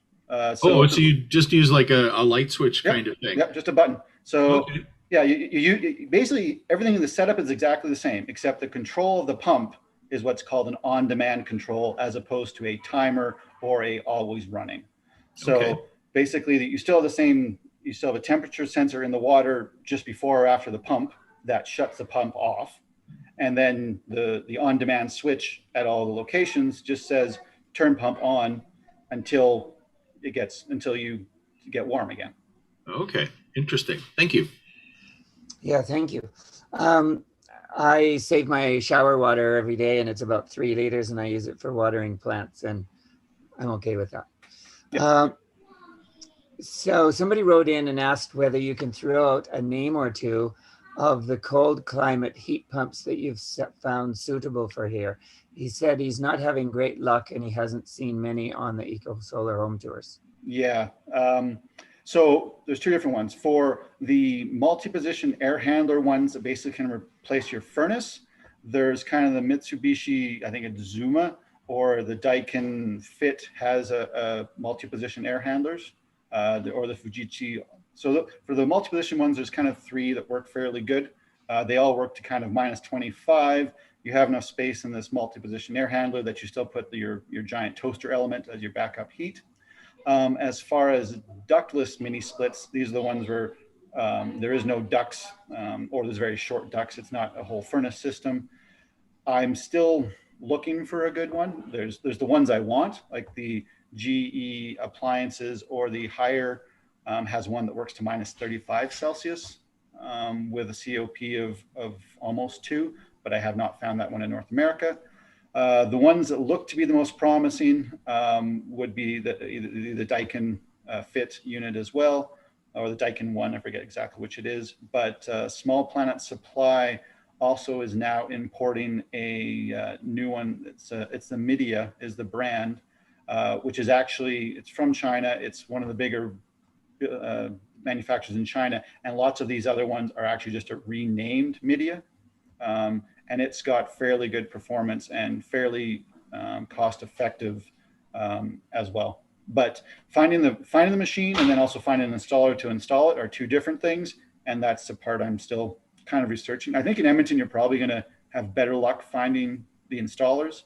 In Calgary, there is installers for the multi-position air handlers because they're basically, it looks like a furnace. It's a lot simpler. But for these ductless mini splits, I'm still waiting for quotes. So Well, we look forward to check back to me within a month or two, because it is an excellent use of that 5,000 credit. Thank you. We look forward to keeping track of your next decisions on this. Another question, during the design phase, did you have contingency plans to address the overheating in the summer? For example, did you have a design strategy for the exterior window shading solution, and perhaps other measures such as a rough-in wiring in place so ceiling fans could be added?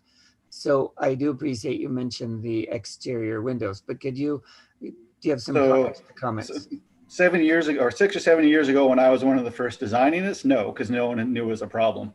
And I didn't know it was a problem either, because I was under the 10 that Passive House says. Yes.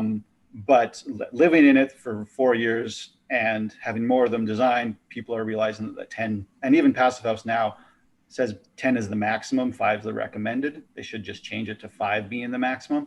Right. So no, I didn't really have any contingency. I had to kind of come up with options. I looked at extending my gutters with either like another metal kind of fascia piece or soffit extension, which could work. But I found that these screens are kind of the $40 option. Yes, now I tell everyone always to put a plug beside your window. So if you have to put exterior roller shades on, then you can do that. Because with a Passive House, the windows are so airtight and so well sealed, you can't insulate them, or can't do your shading from the inside, because you'll just make an oven and you'll break your glass. Yes. You need to insulate it from the outside. Yes. In this photo that we're seeing now, what's the white box on the to the left of the windows? Oh, that white box, that's my $200 1,500 watt heater. So that heats kind of half the house. You can see the HRV duct in the box yes. below, and yeah, then you can see the screens. So okay. There's somebody wrote in and said, oh, no, sorry, I'm jumping around a bit. Can you unpack the screens a little bit more? Tell us a bit more about the screens. So basically you buy, I think it's 95% shade cloth. So it's cloth that's used to go over greenhouses, or basically it stops 90 or 85% of the UV rays. So it's called shade cloth. Shade cloth, yeah. You just buy shade cloth. You can buy it off Amazon or the internet, or any greenhouse store will have it. Okay. And then you go to a window store and you buy screen material, like the white aluminum extrusion to make a screen. And then instead of putting in like a bug screen, you put in this shade cloth. So these screens are what we see here in the picture. They don't go all the way to the top, That's actually the fixed position of that screen. Is that correct? Yeah, and they could go all the way top, but the part above the screen is covered by my overhang.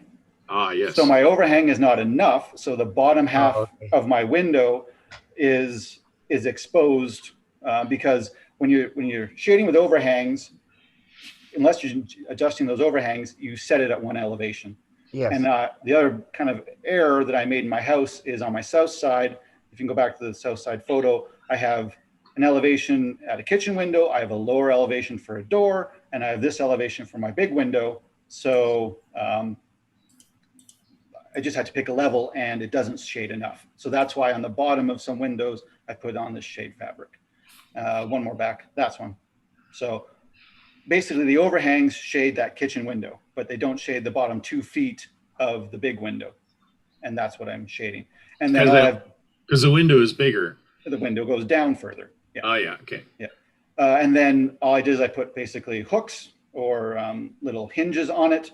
I screw those into the frame. And then when I put them on, I just hook them on. And then in the winter, I take them off. Okay. So it's sort of like storm windows from the 1950s and 60s, except reverse. Yeah. Sun windows. Sun windows. That's great. Thanks for that explanation. Somebody asked or wrote in and said, the comments regarding concrete floors are interesting. I've learned from my experience that one might need to be careful in choosing concrete contractors and to try to find one that has more specialist experience on floors as opposed to general concrete work. Oh, yeah. Do you have any comments on that? Yeah, definitely find one that is used to doing concrete toppings. Which is a pretty common thing now, either in commercial buildings or lots of people use concrete topping. So find someone that's used to doing an exposed finished concrete topping slab or topping, and then just make sure all your windows are open if you are airtight. Do you have concrete countertops too? I thought about it, but we thought that it would just be too cold of a feeling, like visually. So we did wood countertops. But yes, concrete countertops would be an excellent use, again, for thermal mass. They'd be very durable. You could even justify granite countertops for the same reason, the thermal mass. But just given everything else, we like the wood look. We have a wood plywood reveal around the windows. That's actually that plywood that is the crate that the windows came in. So I reused that instead of throwing it out. But that plywood kind of ties in quite nicely to the wood countertops. And they're just an IKEA countertop that we sealed with lacquer, and we treat them like furniture. And they've lasted the 6 years with very minimal maintenance. Mm-hmm. Somebody wrote in and asked, did you use Extensia additive in the flooring? No, well, I'm not sure exactly what Extensia is. So I purchased from Burnco their self-consolidating concrete mix with plastic fibers in it. So that way it smooths out fairly well. The plastic fibers stop you from getting the cracks. It's similar to Agilia, or there's basically a self-consolidating mix is what you want to use. You don't want aggregate in it because my thickness is only like 1.5 inches, 2 inches. So it's very small aggregate, if any. I'm quite fascinated by concepts that are called point source heating, and they are more feasible in houses that are super energy efficient. Yep. So I wanted to know, in your house, how many points of mechanical heating do you have, such as that yep. picture that. So there you see $100 400-watt heater. So there's one of those placed near the supply for the HRV. So there's four on the ceiling there. Yeah, which is in the ceiling. So there's 4 of those in the 4 bedrooms. Then in the secondary suite downstairs, I have one 1,500-watt heater in the open living room, and that's it. And then looks just like that one. And then in the main floor, I have that one that sits there all the time. And then when it gets to minus 30, I roll out another 1,500-watt, just oil radiator type heater. And I could permanently mount it somewhere, but I haven't found a good place to mount it, so I just roll it out. So yeah, there's 6 or 8 distributed heating sources. The nice thing about that is, yes, you can, within like 1 or 2 degrees, because otherwise the house will just normalize. You can sleep in a cooler space or have some spaces warmer or cooler within 1 or 2 degrees. And how many watts were the heating devices in the bedrooms again? 400. 400. So 400 in the bedrooms and then 1500 in the main areas? Yeah. Yeah. So they say you can heat your house, your passive house, with a hair dryer. Hair dryer is about 1500 watts. So right. it's about 4 hair dryers in my house. So 6 kilowatts. Something like that. Yeah. Yeah. 4 hair dryers. And I haven't put the monitoring in. I don't know if they ever all turn on at once. Right. They're all on thermostats. So they come on when they need to, and the rest of the time they just sit there. Have you ever heated your house just from your electric stove? Yep. If you're cooking a turkey, you do not need, your heat does not come on. But I think we need to keep in mind that everybody can heat their house with hair dryers. It's just that some of them need 30 or 40 hair dryers. Yeah. And I do have an electric induction cooktop. Yes. So it's harder to heat with that because it's fairly efficient. Yeah. Well, thank you so much, Frank, for your presentation. We're about to get on to the next one, but it was really, really interesting. And I really look forward to seeing it next year in person. Sounds good. Thank you very much. Thank you. And we want to thank our Calgary sponsors. That's 4 Elements, who do lots of house assessments. Intertech Windows and Doors, who supply wonderful windows and doors for super efficient houses. Skyfire Energy, which is one of Alberta's leading solar PV system installers. The City of Calgary, and all of the great work that the city is doing on climate change mitigation. And Solar Club, a number of energy marketers around the electricity marketers around the province who offer high summer prices for exported electricity. And now over to you, Andrew. Thank you, Gordon. So the next home we're going to be looking into is the Ramsey Garage Suite. Now, this has been on the EcoSolar Tour, the Calgary tour. We did this in 2019. And what's interesting about this particular suite is that we get to talk a lot about the solar thermal. You'll notice that we've talked a lot about solar thermal today and a number of different homes. The actual installer, most of that solar thermal is in this particular video that I'm about to show.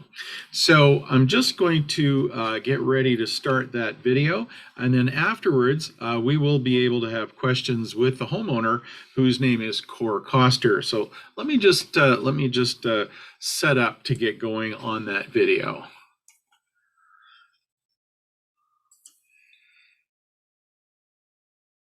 We're producing more energy than we consume on the suite, which is a 2-people suite upstairs and a functioning studio workshop downstairs.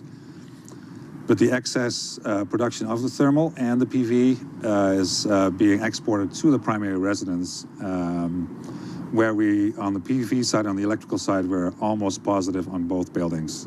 On the thermal side, not quite. Welcome to Green Energy Futures, your guide to the green energy revolution that's already underway.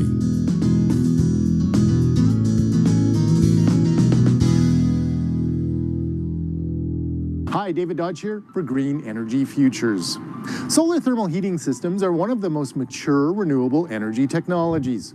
After the energy crisis in the 1970s, Israel embraced solar thermal so much so that today 90% of the homes have solar hot water systems. But then along came cheap solar PV, which seemed to take some of the wind out of the solar thermal sails.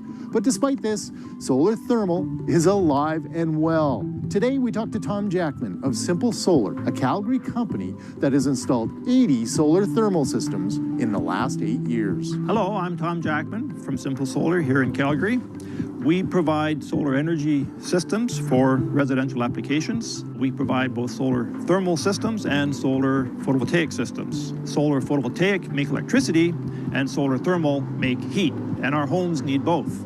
We're standing in front of a laneway house in Ramsey of Calgary, and that's a new build that has both solar electric systems and solar thermal systems that we provided. When Jackman started Simple Solar, he was only installing solar thermal hot water systems. But today, more often than not, he installs solar thermal alongside with solar PV. So how did Jackman decide on the mix of solar PV and solar thermal that you see on this laneway home? The homeowner wanted as much solar as he could get, and in fact, we make quite a bit more solar power than just the laneway house uses. And the excess electricity and the excess heat is transferred to the house through a piping and wiring system. The photovoltaic system is flush mounted on the roof. You can't see it that well, but it's there. There's 5.5 kilowatts of solar photovoltaics. These 6 different solar thermal collectors, 3 on the wall and another 3 up above, total 12.5 kilowatts of solar heating capacity. According to Tom Jackman, the advantage of solar thermal over solar PV is energy density. The roof of this garage suite produces more heat and electricity than the suite needs. It's net positive, exporting excess heat and electricity to the main house. This integrated approach plays on the benefits of solar thermal and solar PV and overcomes one of the refrains that solar thermal is too expensive. GreenBuilderAdvisor.com went as far as to pronounce solar thermal is dead, thanks to the dramatically reduced cost of solar PV. But Jackman says his patented design has simplified and reduced the cost of solar thermal, making it competitive. We have developed a system that's very reliable and very cost effective. Most people don't do that. Well, nobody else does that. So they've got high pressure, high temperature resistant line sets and components, and that's what drives the expense. It's not the collectors, and it's certainly not the tank. Both items are mass produced, all over the world. It's the piece in between that is driving the expense, and we've optimized that, and that's our key to success. So how does solar thermal work? The evacuated collector tubes that Jackman uses get their name from the vacuum space inside the tube. Here's a small version of one. You can see that there's 2 layers of glass in this tube, and the air has been evacuated out between those layers, so it's an insulator. The vacuum is an insulator, and so the temperature outside doesn't really affect it too much, and the sunlight easily comes right in, hits this dark coating, and is transitioned to heat. And all that heat gets focused to the inside and comes out on this pipe.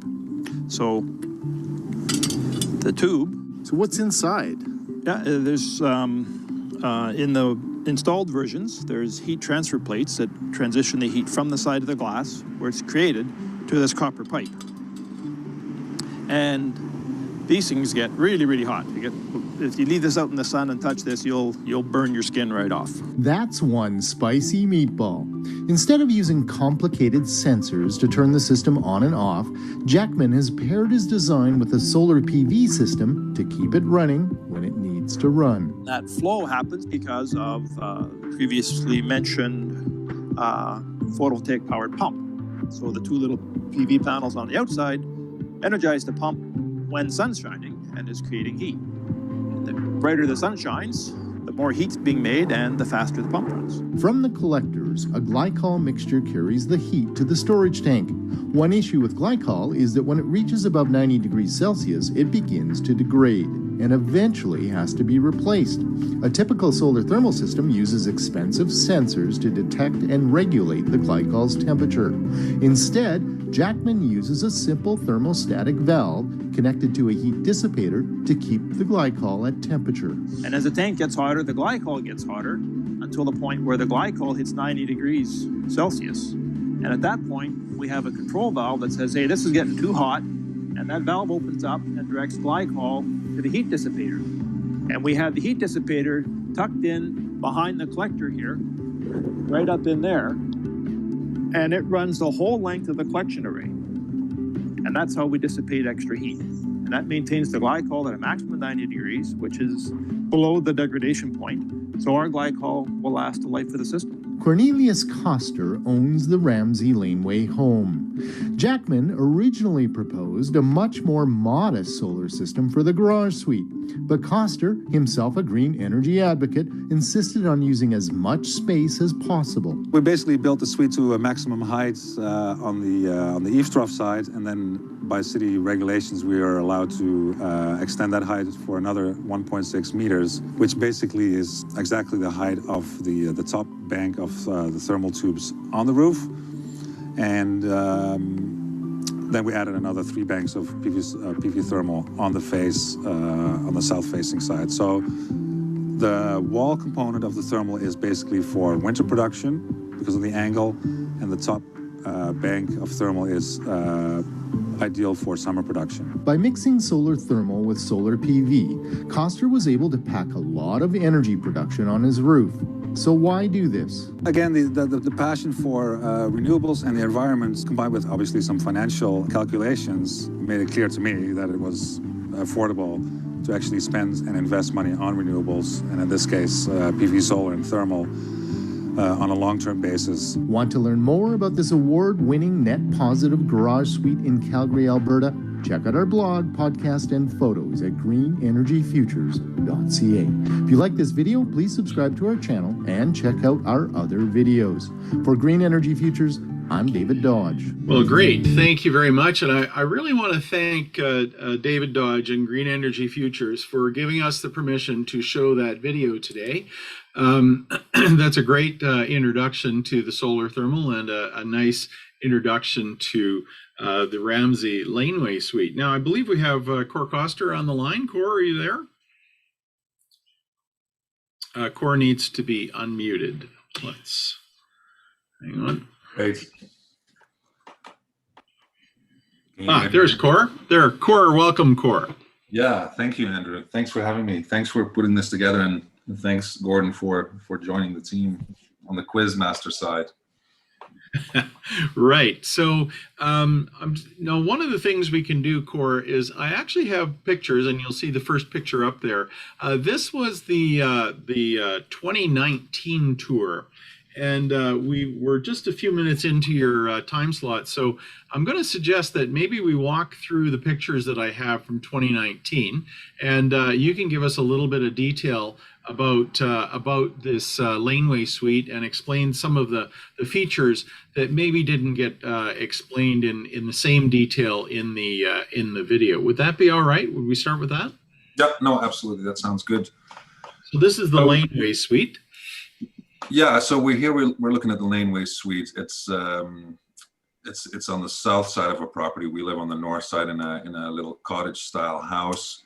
The laneway suite, as you can see, has a flush mounted PV for the electricity generation side, and then 180 tubes of PV thermal. Behind the wall mounted PV thermal, you can slightly see, or almost see, 3 windows. So the apartment that's on the second floor actually does get quite a bit of light. Does get quite a bit of light inside their suite.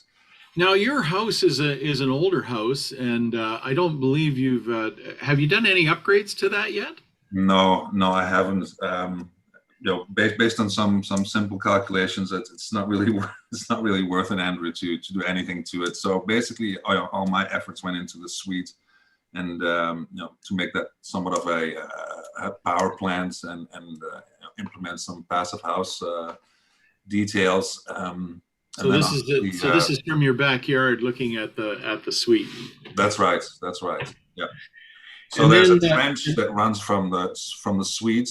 Oh yes. To our house, and that kind of starts at the white man door here on the suite, and through that trench, that's where the heat and the electricity gets shared to the main house. So how do you transfer the heat into the house? Is it coming in with a glycol or a liquid, and then what's in the house to harvest the heat from this?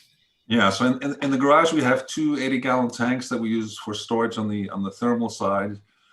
We have the same thing in the main house, and that's really 1 80-gallon tank. So any residue heat that's being generated in these 2 tanks gets transferred to the house if there's access, and then that water in the house, that tank in the house, provides hot water for domestic use. And if there's anything left in the winter time, there's also a plenum in the gas furnace that actually will dissipate heat from the tanks if there's excess heat and preheat the air that comes through the gas furnace into the main house. Another picture here, I think. Oh yes, there's some of the electrical and some of the hoses coming down. Looks like you have hydronic heat in the floor of your garage. Correct. So there's hydronic heat on the garage floor and also up in the suite. Okay, so I see it just going in right there. Okay. And then next picture, just those tanks again. There's some expansion tanks above that. That's all part of the solar thermal system. Correct. And this is under the staircase leading up into the suite, so you can see the angle. Yeah, correct. And here you can actually have a good view at what Tom Jackman was talking about earlier. The tanks and the collectors are readily available. It's really just a piece in between, right? The plumbing that actually makes this system work. Right.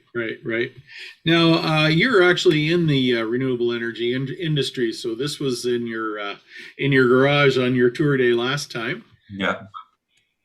What do you do in the renewable energy industry? Yeah, I do a few things. I'm a regional manager for this company, GP Joule, and we're an EPC, so we build solar farms. So we engineer, contract, and procure solar farms. And for them, I'm a regional manager, and then I also dabble in the solar carport business with some partners. Nice. You also have a very interesting car. This was one of the very first times I'd seen one of these cars. Maybe you can describe it for me. Yeah, and funny enough, yesterday this lovely little Prius was jacked and was raised by 2 inches. So we're going to try and slowly turn it into a little dune buggy. But this is a Prius Prime, a 2018 Prius Prime, a plug-in hybrid, so a gas engine in the front and a battery pack in the trunk floor. And I get about 40, 45, depending on the weather. Sometimes 50 kilometers of electric driving. So this is what they call a plug-in hybrid. So this actually, you can run it all electric, not like the regular Prius cars that you don't have the selection. In this case, you can say, just take me electrically first, and then when I run out of battery, kick in the engine and go further, right? That's right. Very, very interesting. And then another really interesting feature on this car, and it's actually not in any manual, but there's a function in the car where you can actually charge the battery while you're driving with your gas engine. So, let's say you drive from Edmonton to Calgary, you drain your battery half an hour before you get to Edmonton, you charge your battery, and then when you get to the city limits, you zoom around electrically again. Interesting. Yeah. Now this is the entrance to the suite. So this is off the back of the garage. I believe that's facing east. Correct. And it's a separate entrance. And then we go up. Sorry, there's another picture of the car. We'll carry on into the suite. Now this is in the suite. Correct. So as you saw in the first picture, I built the house, with a passive house design in mind. But the other important item that I wanted to achieve was a low maintenance suite. So my stairs are aluminum cladded, concrete floors. Okay. High gloss, high hardened paint, almost like an epoxy. So it's I'm trying to maintain it and run it as a low maintenance suite. All right, we just have a couple of pictures. Oh, look, there's Gordon enjoying the view. Yeah. And there's the staircase going back down, and I can see the sloped roof from which is sloped for your solar on top of that. That's very interesting. Yep. And you can see the high pitch of the far end, and it's a fairly funky roof. I mean, we've seen a couple on this tour already. And so this bedroom takes advantage of the high. This bedroom takes advantage of the high roof. There's another storage space or possible bunk for kids up top there. That's correct. And then behind, up in that storage space, you see 2 little sliding doors, and that's where my HRV sits, my HVAC. Oh, okay. And I also see they have the washer dryer built in there as well. Correct. Yeah, self-containing. This is back to the back looking. Now this is looking out the window. This would be looking down on the backyard. Correct. Yeah. Okay. Yeah, and that was probably the most expensive part of the whole build. This crazy rectangular window. The triangular window. Yeah. Okay. And then this is looking back the opposite view through the. So it's essentially a one bedroom. It's got a large living space, and then it has this separate bedroom bathroom on the east side. Correct. Correct. All right. Now I actually took a picture out the window to actually take a look at the heat dissipator. So this is looking out a south window, and those are the solar thermal collector tubes. And just in behind them is this solar thermal heat dissipator. And so it's just tucked in right behind them, and you can see it out one of the windows here. Yeah, that's right. And I have to say the PV thermal system works really well, and sometimes actually too well. And by that I mean it does vent off quite a bit of heat on a hot summer day like today we have in Calgary. So I've you know, if I would ever have to do this project again, I would seriously think of some sort of storage system where I would be able to, you know, contain the heat, maybe in the form of a cistern underneath the main slab, or actually heating soil. I know that's been done a few times over somewhere around the globe, but there's a lot of heat that I lose in the summertime that could be used in the winter. Right. Okay. So now this is down below. So now this, I guess, garage and workshop. Is that what you have here? Yeah, garage and workshop. So that's ours, and then the man door on the left-hand side is the entrance to the suites, and then our house is basically you know, against the little man door that you see in the back here or on the right now. Yep. So this is just some pictures of people enjoying the tour in 2019. And yes, you've actually won an award with this house. Tell me about the award. Yeah, we were the winners in the green building category for the Mayor's Urban Design contest. I think it was 2015, 2016. Okay. And that was run through the city of Calgary. Nice. Yeah, and Very we had nice. documentaries, and David Dodge has come by a few times. Yeah, it's been a fun project. We also had lots of information on the tour on the solar thermal, including these heat pipes, these solar thermal collectors that use a heat pipe to collect the thermal. And it was great fun to be able to take a look at them. They're basically like a big thermos bottle with a copper heat pipe that goes down in the middle. Yep, that's right. And you can actually get little tiny tubes that use them as little cooking stoves or little cooking devices for your camping trip. Oh, okay. And there's some views from the outside. And I think I just have a couple more pictures, and then just one final one here. There we go. Okay. All right. Now let's go over to our quizmaster, Gordon. Gordon, do we have any questions today? We do have a few. Thank you very much. Hard, Gordon, please. I'm sorry? Don't make them too hard. Yes. Well, thank you very much for your presentation. I do remember visiting your house 2 years ago, June 9th, if I am remembering correctly. So the questions that came in are, what's the rough service lifespan for the solar water tanks for your solar thermal system?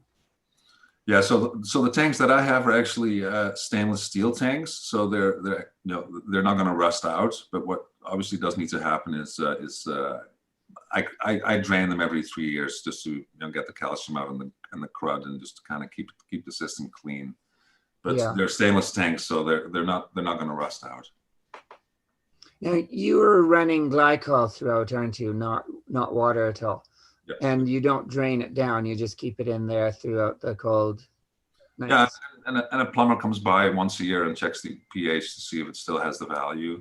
Once a year. Yep. So if I'm just going to interrupt here, there's a lot of solar thermal systems out there where they actually drain the glycol down into a tank. So it's not actually up at the collector, so it's not overheating on a hot summer day. And the glycol doesn't actually go up to the collector until the sun shines. And this system is what's really interesting about this system is the glycol is always there, but it circulates automatically because of the little solar panels that power the pumps, and it automatically diverts either to the heat dissipator or to the tank, depending on what's needed. So this is as he says, it's a simple solar system. Yeah, it really is. The only moving part is the little 5 watt or 6 watt pump that's kind of sitting behind the plastic covers that you see on either tank. And that's really the only moving part. Another question that came in was, what maintenance service are you thinking about for the complete system, other than the once a year pH measurement? Yeah, that's honestly that's really the only maintenance that needs to be done. I mean, in the beginning, there was some hiccups as in trying to optimize the system, but we're now in year number 6, and it's the last 3 years it's been running very smooth with like, no problems. Yeah, which is great. Really nothing to do to it. How long do you think the glycol would last? I've changed that once, so I'm kind of looking at 3 years, 4 years. Oh yeah. Yeah. So with the picture, optimum. Yeah, thank you. So with the picture that we are seeing now, how would you go and change the glycol? Oh, so a plumber would come in and he would hook up his little pump and take off the supply and return off the system, and basically just drain it and fill it back up through what we see here. Correct. So those tanks are dual coil tanks, huh? Oh, so two coils per tank. Do you have food grade glycol or industrial grade? And industrial. Uh-huh. Yeah. And I remember from years ago, there was always the discussion about double wall heat exchangers or single. Do you have double wall? No, I have a single wall. Okay. Yeah. And just because that mechanical room stays really hot with those tanks in there anyway, right? It's very little heat. Have the plumbing codes kept up to this? Did you have any discussions or issues with the No. The plumbing inspector? No problem so far, or no issues. No. No inspection issues when he first started on? Issues. No. No leaks. So in the main house, we actually have, and the inspector did make a point about that, but in the main house, we have a similar one of these tanks in the main house, and that had to have some extra attention, but that was just based on the fact that it was an older house. Yeah. Do you have an idea of what, this is a question that came in, do you have an idea of what the costs are? Yeah, so your ROI on your PV thermal is going to be much higher than on your your regular PV. For me it was a little bit of a gimmick, but the other thing that I kind of tell myself most of the time and tell other people, PV thermal is not cheap, but keep in mind that you're also not paying for a furnace and all the ductwork that would go with a conventional gas system. So I'm looking at around 15, 16 years. So it's not a big cash generator, but it's there and it does the job. Yeah, which is great. Yeah. And does this garage suite have any methane gas supply to it at all? No, there's no gas hookup. Fantastic. Yeah. And so for a backup heating system, you have electric resistance heaters? Yeah, correct. So if you go back to the two, the picture of the mechanical room with the two tanks, you can see the two backup heaters that are screwed into the side of the tanks, and they will kick in after. It seems to be 3 or 4 days of no sun in the winter. How many watts of heaters of electric? They're I think 4.5 kilowatts. Like they will total suck a lot of electricity. Yeah. No, each.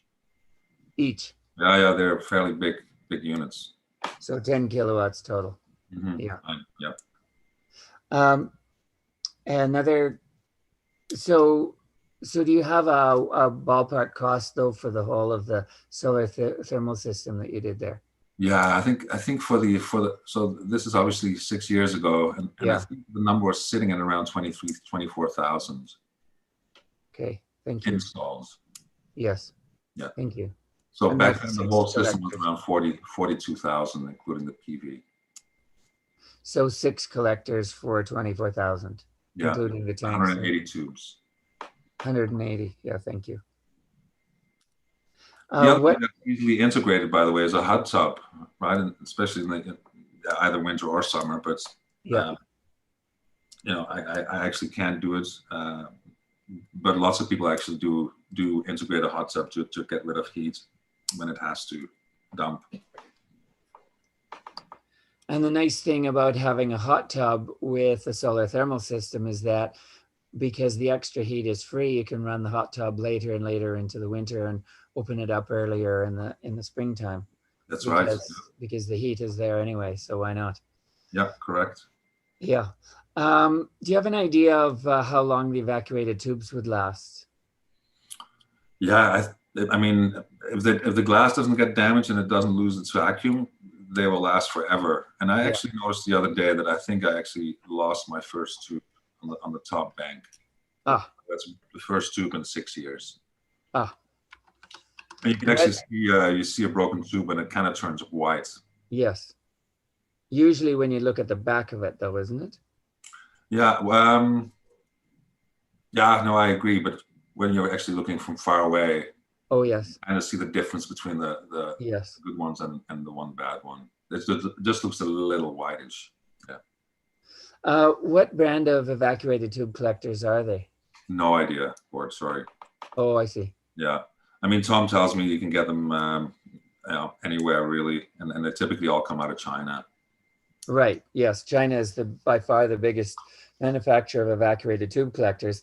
And when I was doing some solar thermal work years ago, I found out that, and that's because they don't supply heat to a number of their buildings. And so having solar there is at least a way for them to have warm showers in the wintertime. This is what I was told. So it was a great impetus there for developing this technology and then being able to export it around the world. Yeah. Right. I don't know that I have any other questions coming in. Oh, yes. Yes, sorry. How did you decide on how much solar thermal versus how much solar PV? Yeah, I pretty much tried to, I designed the building with an architect friend of mine, and then Tom Jackman came in with Simple Solar, and we designed, the PV thermal and the PV system, and went indeed from a modest system to a system where we basically try to pack PV on every possible surface, and that's what really ended up happening. And that kind of became a reality when we also figured out how we could actually tie in excess heat and power into the main house. So on the electrical side, I think the main house gets powered by about 35% from the suite, and then on the thermal side about 40%. But the suite itself is completely net positive, obviously. So would you change any decisions nowadays with how much solar PV versus how much solar thermal, considering that your house is 6 years old or something? Yeah, I would probably, have scaled down the PV thermal a little bit, just because there's so much heat that actually does disappear in the summer. I mean, in the winter it runs fine, and it also produces, quite well. But in the summertime, there's a lot of excess heat that I wish I could, supply other people with. Absolutely correct. At least you get to run it into the other house. But and so the loop to the main house, is it a glycol also? Yeah, it is. It's the same system, the same pumps that run it. Yeah. And it just we have a backup pump in the house. And I think you said that there was another one of those tanks inside the house. Correct. Another 80 gallon tank. Yeah. And is that for space heating of the house or for water heating also? Yeah, for domestic hot water primarily, and then if there is enough heat and the furnace kicks in, it will also draw extra heat out of the tanks and run it through a plenum in the intake duct of the furnace. Cor, I have a question for you. The actual run from the garage to the house, can you describe that? How deep is it? Insulation? What permits you needed? Could you describe that, please? Yeah. So that was actually the hardest scope of the project to get permitted through the city. And that had to do with the fact that the garage is actually quite, on a like it's about 3 feet lower than the main house. So there's a very little drop to get to the house to use gravity. So the depth of the piping coming out of the man door of the suite is really only about 2 feet.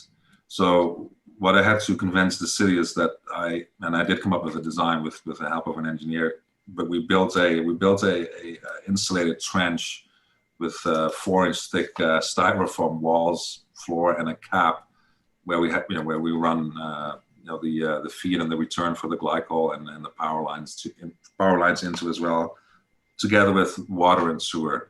So that's all. All of that is nicely compacted into a very well insulated trench, and that was a tough one to permit. Did they give you any hassle about having electrical lines and essentially glycol lines in the same trench? Because that's something I got picked up on when I was trying to do some work like that. He did not say anything about it, believe it or not. Mind you, I had the electrical in a separate conduit too, right? The wires were also in a conduit next to the glycol lines. That makes sense. In my case, they wouldn't let me put a water line in the same trench with all my buried electrics. Yeah. Maybe it's might have to do with the fact that it was in a conduit, maybe.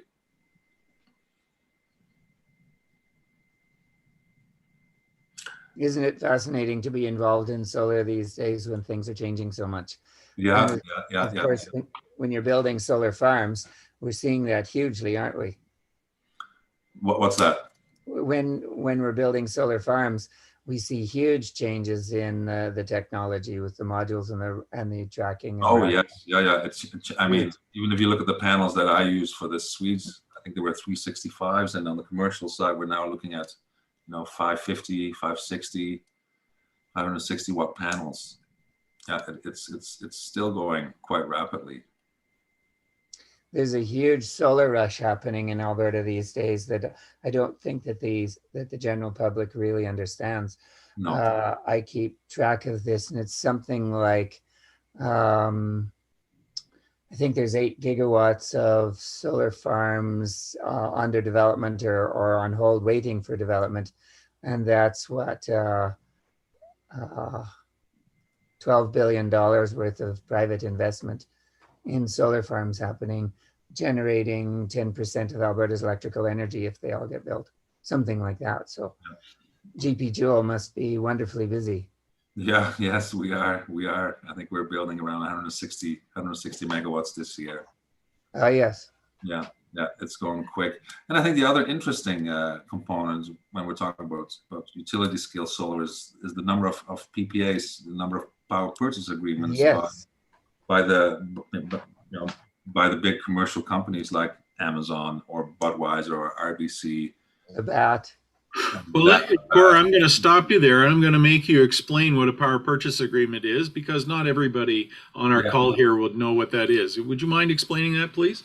Yeah, so a power purchase agreement is basically an agreement between an off-taker, so a electricity consumer, and a power generator, so an electricity generating company.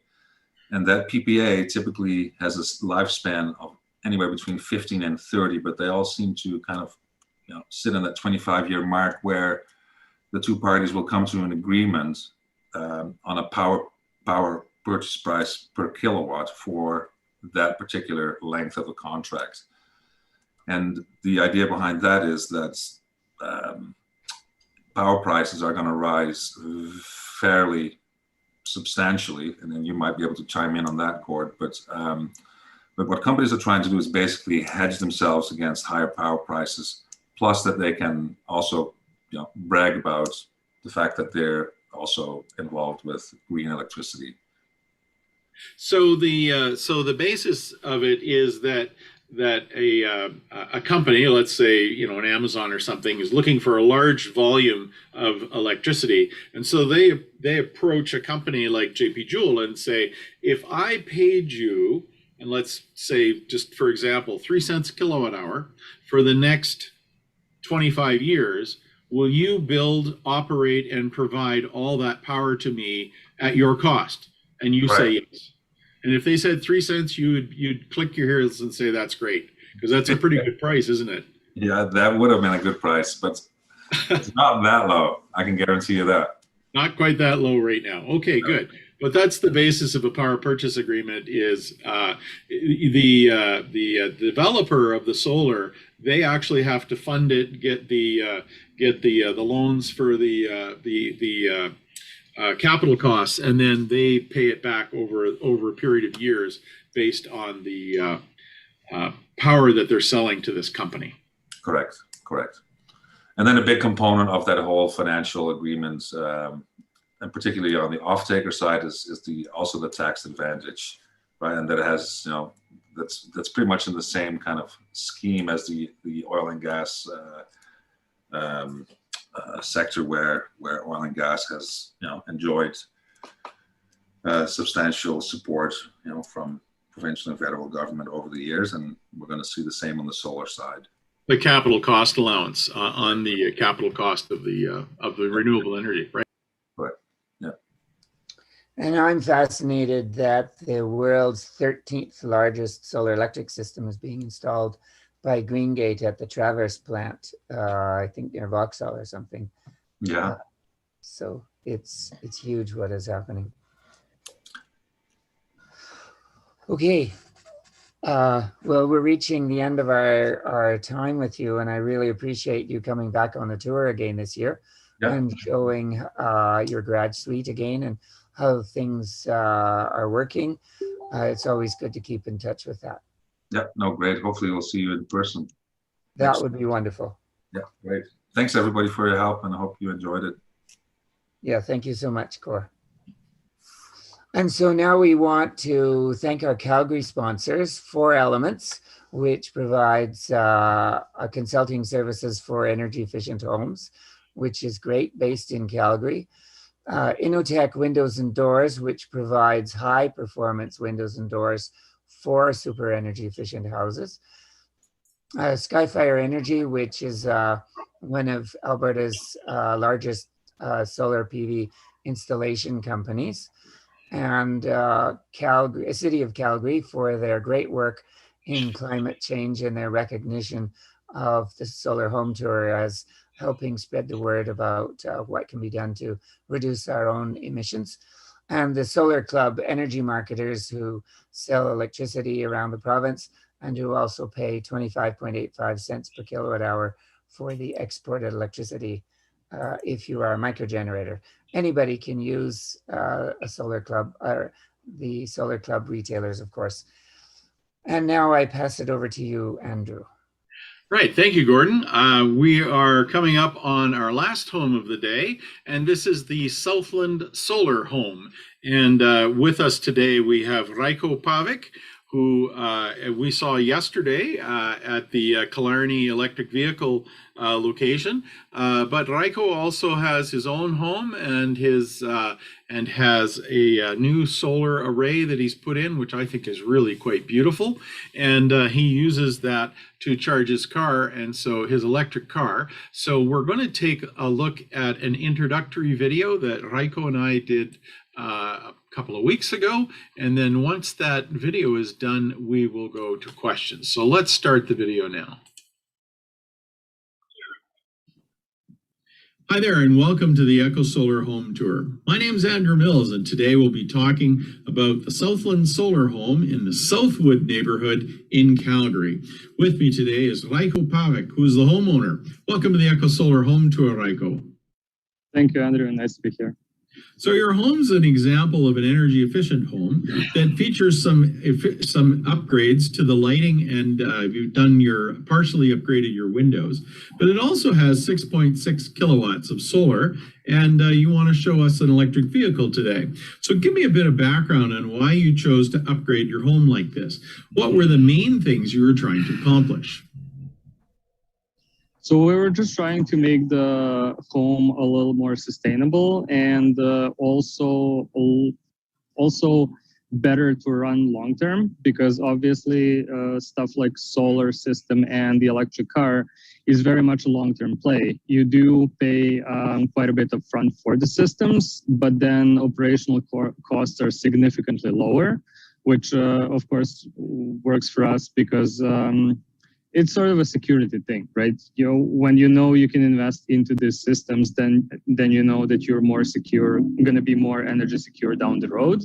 You're not dependent on crazy gas prices like we have right now, and stuff like that. So that's kind of what we were aiming to do. Two things is basically sustainability on the level of actual like environment and lowering the emissions, but also on a financial level where we're going to be more financially secure as the time goes on. Well, that's really interesting. Now, give me a bit of background on some of the other features that you've got here. So let's take a look. What would you say is the standout feature of your home right now? So I would say still the standout feature of the home would be the 6.6 solar kilowatt solar array that we have installed on top of the pergola on top of the garage, because that feeds the vehicle, but it also feeds our home. And for example, for the past year, we've been about net zero in terms of how much energy we produced through the solar. And net zero in electricity only, or electricity only so far. Okay, yes. Thank you. Yeah. So this is the system a little bit up close. We decided to go with bifacial panels, which are panels that you can see. Of course, the cells are very much silicone and non-transparent, but they're encased in a transparent glass. So what it does is basically allows still sun to come through, because the space underneath the pergola for us is going to be a deck. So we still want to enjoy the sunshine, at least to a certain extent. So it's kind of a shading. So it works very nicely. You'll see in some of the photos here. And you can see the inverters on these photos. What the system uses is microinverters in sets of 4. So basically 4 panels go to a single inverter. So the system has 5 inverters because there's 18 panels. Interesting. Yeah, so these particular solar modules, they have glass on the back, where usually it's a plastic sheet. And by putting glass on the back, it allows the light to come through the gaps between the solar cells. That looks very nice. I really like the look of that. Yeah, and it's funny because that is not the purpose actually of bifacial panels. The purpose of bifacial panels is it lets the light through, and then the light reflects off whatever is in the back and hits the panels from the other side. So they actually produce a little bit more. Right. It's just for our purpose, they work really well, almost because of the visual, not because of the function. Interesting. Yeah, and the bifacial systems usually cost slightly more than regular systems, but in an application where where like we do have basically dual purpose system. Like in our case, it's a solar system, but it's also a cover for the pergola. So that's why we kind of wanted it transparent. Right. So yeah, in my opinion, it's completely worth it because it's really nice. And of course, as most solar system nowadays, the installers give you access to the application, which will give you data for your current production, your daily production, your monthly production, yearly production, of course, and all that stuff. So you can kind of watch how your system is performing and all that stuff. With the sunny day that you have behind you there today, I'm sure you're making the full 6.6 kilowatts right now. Well, the solar system actually produces a little bit less because 6.6 is the rating of the DC. Oh, okay. So once you turn that into an AC, it's a little bit less. But yes, today was an amazing day, so it's really nice to be outside and enjoy the sun. Excellent. Yeah. And here you can kind of see on the left photo how you can see the sun through the panels. So you can clearly see that the sun is coming through. And then on the right side, it's our neighbor's cat enjoying the shade of the solar panels and the strawberries that we have there. It's a very attractive deck. I'm sure you'll get lots of good times out there. Now, let's take a look. Are there any other features of your home you want to feature today? Perhaps your electric car. Yeah, so definitely the second biggest defining thing of the home would be an electric car that's powered by those solar panels. So what that allows us to do is not only offset a lot of the emissions that go with creating the energy for powering the home, but also in creating a lot of energy that moves the vehicle. So in our case, it's a battery electric vehicle, which means it's fully powered by electricity. There is no gas engine or anything. So basically, we just power the car with the electricity that we produce, and that way we kind of set the best. Sorry. And the vehicle we have is the Kia Soul EV. Oh, sorry.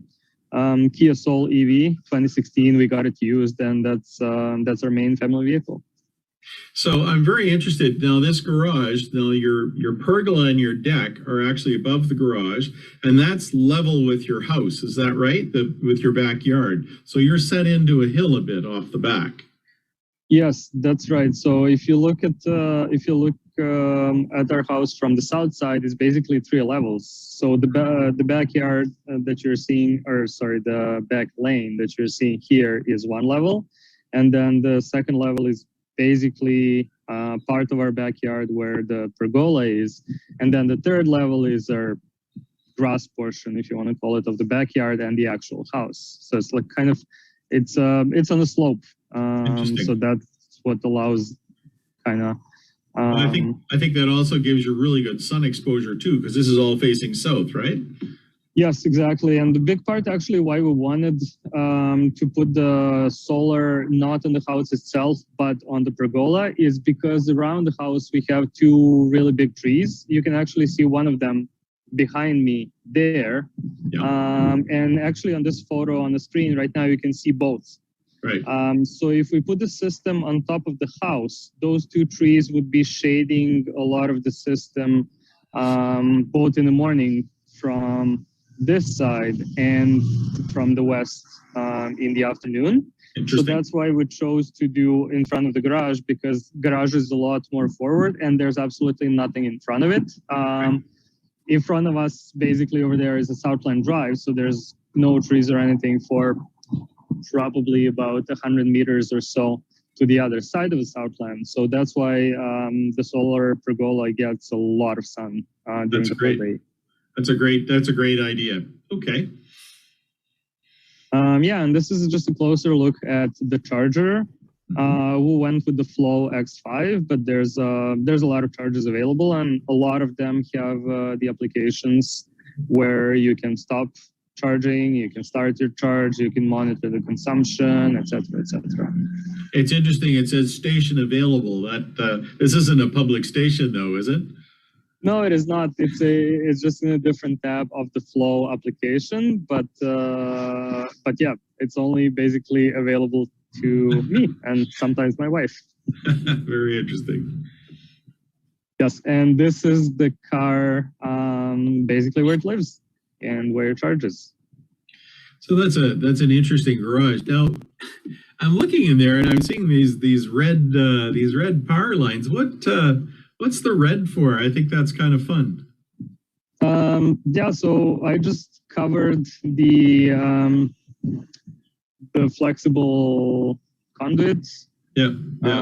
With red wire loom to basically just showcase the high voltage lines in the garage. Just basically to make it a little bit more fun, because we know the garages are fairly boring. So right. Well, it's got a fairly good roof height as well. So it's, even though it's built into a hill, it's not that short. It actually looks good. It's got way less junk in it than mine too. We try. And here's a good photo from Southern Drive. This was during the construction. So you can see that the two panels are actually missing on the top left and the top right. Right now the system is rectangular and has 18 panels. On this photo, it's only 16 panels that it's showing. That's really interesting. I can see all the trees that you have in the backyard as well. Those must get it. Those would have gotten away if you'd put it on the house. That's a really nice design. Well, I want to thank you, Raiko, today for joining me and sharing pictures of your home and your lovely solar system and car. I am looking forward to coming and seeing these on the tour someday. Okay, we'll just stop that video and thank Raiko for coming on the tour today. And Gordon, do you have some questions for Raiko? I'm just going to move the screens here. Yes, some questions are coming in. If anybody has any questions, do please send them to me, the quiz master. Which PV modules did you use? So we used longest solar PV modules. I think they're 365 kilowatts each. They're commercial size, so they're 1 meter by 2 meters panels. Yes. And I think it's 72 cells. Yes, 365 watts each. Yes, yeah. Yes, thank you. And you did use the AP Systems inverters? Yeah, it's AP system inverters. There's basically 4 packs kind of thing. Yes. So yes, 4 of them are 4 packs, and then one of them is a 2-pack because it's 18 panels. Right, and so they're 1200 watt inverters each, I think. Yeah, I think so. I did the design for the solar PV system carport at the Londonderry Mall, and we were particularly concerned with that design about making sure that there were no drips between the modules that would put water drops on cars below on the parking lot and wouldn't generate icicles that would drop through. But since you're not parking directly underneath it, did you have any special consideration or design detail that you did for the gaps between the modules? Not really. So the electricians that installed the modules installed kind of a rubber fittings that slide in and cover most of the gaps. Now, it's not exactly waterproof and it's not meant to be waterproof. The panels themselves actually have drainage holes. So we do still have, like when it's raining, on certain spots below the pergola will have the rain dripping. We never had an issue with ice during the winter. The only thing with ice is obviously like the entire thing kind of slides slowly towards the bottom, so you get the ice accumulation at the bottom row kind of thing. So I just kind of try and break it a little bit from time to time so it doesn't accumulate like bigger chunks. But yeah, that's kind of how it works. What tilt angle is it at? I think it's about 20%. If you look at the supporting structure, the front, what are they called? The posts or the whatever the front ones are 8 feet. The middle ones are 10 feet, and then those bigger ones are 12 feet. So it's basically from 8 to 12 feet is the entire pergola. So I think it works out about 20%, 20 degrees angle. Oh, 20 degrees. Yeah, yeah. Oh, okay. Okay, yeah, 20 degrees. So that's what, 4.5, 12 or so, 4 or 5, 12. Yeah, so it's far from ideal from production perspective, but it was kind of a compromise to have a usable cover as well as the solar system. Sure, I can appreciate that. But a 512 pitch is fine because there's so much more to the optimum pitch than merely the amount of energy generated. One of the things that we found over the years in designing PV systems is that you want to make the energy coming from the PV system as cheap as possible. And to do that, you make you maximize the energy, but what we found is even more important is to minimize the cost. And so sometimes more steeper racking system and pitches cost more and don't increase the energy for the extra amount that it costs. So on commercial buildings, for example, we have a 10-degree tilt angle because then that's the lesser cost. And so the energy coming out of the PV is cheaper, which is important.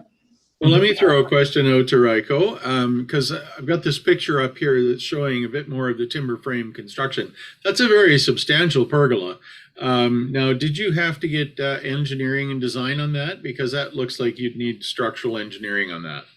Yeah, we totally got that done and got it approved by the city of Calgary. That was a bit of a pain, but I mean, I wanted to have a very substantial pergola there to hold the solar panels in place and be something that's going to be there 20, 30, or 40 years later. So I really wanted a robust system. So all the posts are 8 by 8, and then the trusses or whatever they're called, they're 2 by 12s. Yeah, right, 2 by 12. Right. Okay. Now, you also have very high wind loads in Calgary. I think they're even higher than what we have in Edmonton. So that would need to have figured in the structural design. Yeah, it did. Yeah, they were talking about that. I mean, I guess while reviewing it, just because like we didn't get a lot of details about it, but I'm sure it is compliant to all those regulations because it was approved. Raiko, we have a fun little drone shot that you ran of this. Maybe I'll just play that now if you like me to run that. Sure. And this is something you just did this last week, didn't you? Yeah. So here's coming out of the garage. You describe this for us. Yeah, so this is basically this is the garage. That's the charger, and this is kind of a good shot at the boat garage as well as the solar system at the top. Very nice. So now we can see the difference in elevation to the house. Yeah. So you can really kind of appreciate. Oh, okay. There's that other step down. I see that now. Mm-hmm. Yeah. And there is a shading from the trees. Yeah. Okay. That makes perfect sense. And then you can actually see the pattern on the solar modules in this picture. You can actually see the light shining through from underneath. Yeah. Interesting. Very neat.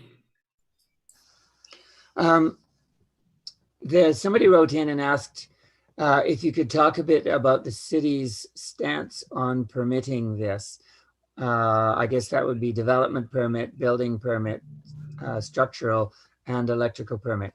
And the supplementary question from this person was it allowed because it's technically the roof of a garage? Or did that factor into it at all?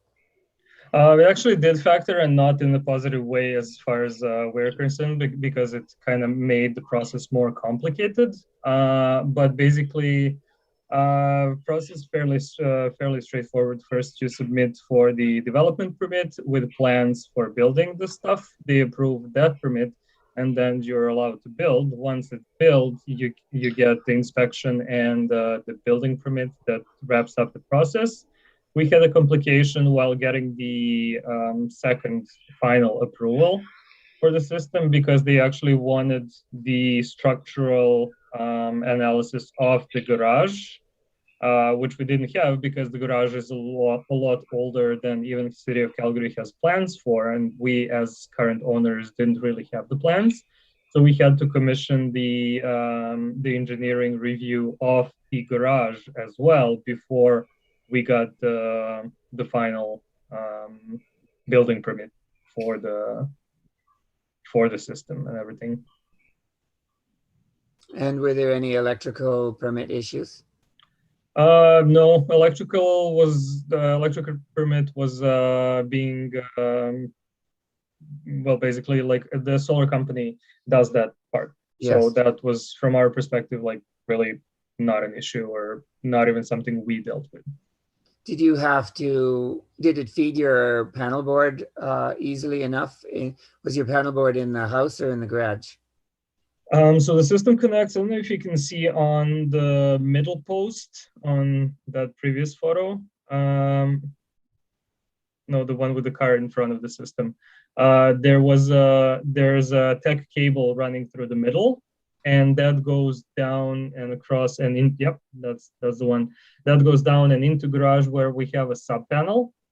We did replace the sub panel because it was not up to task. So the sub panel was replaced here, and then from the garage we actually have two lines that we've put in. One line is, I believe, 30 amps, and the other line that we're actually using right now is 60 amps to the house, to the main electrical panel, which we actually just replaced last week as well, because it was also kind of old, and we just wanted a little more, like it was one panel and then another sub panel next to it and another sub panel next to it. So we kind of like just wanted it like basically built properly according to the newer standards and just integrate everything in one big panel. So that's what we did last week. So you have 100 amp service RICO and you have 60 amps going to the house then? So the 100 amps goes to the house, to the main electrical panel. Oh, I see, okay. And then from the house, 60 amps and currently idle 30 amp lines go to the garage. Oh, I see, okay.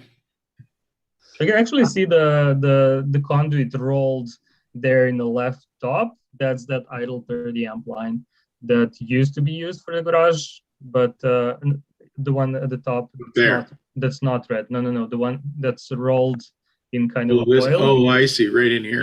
Yeah, that one. Okay. That's just idle 30 amp line. If we ever want like a second charger, level 2 charger in the garage, or some other loads that will be exceeding the 60 amps that we have, but that is not really likely.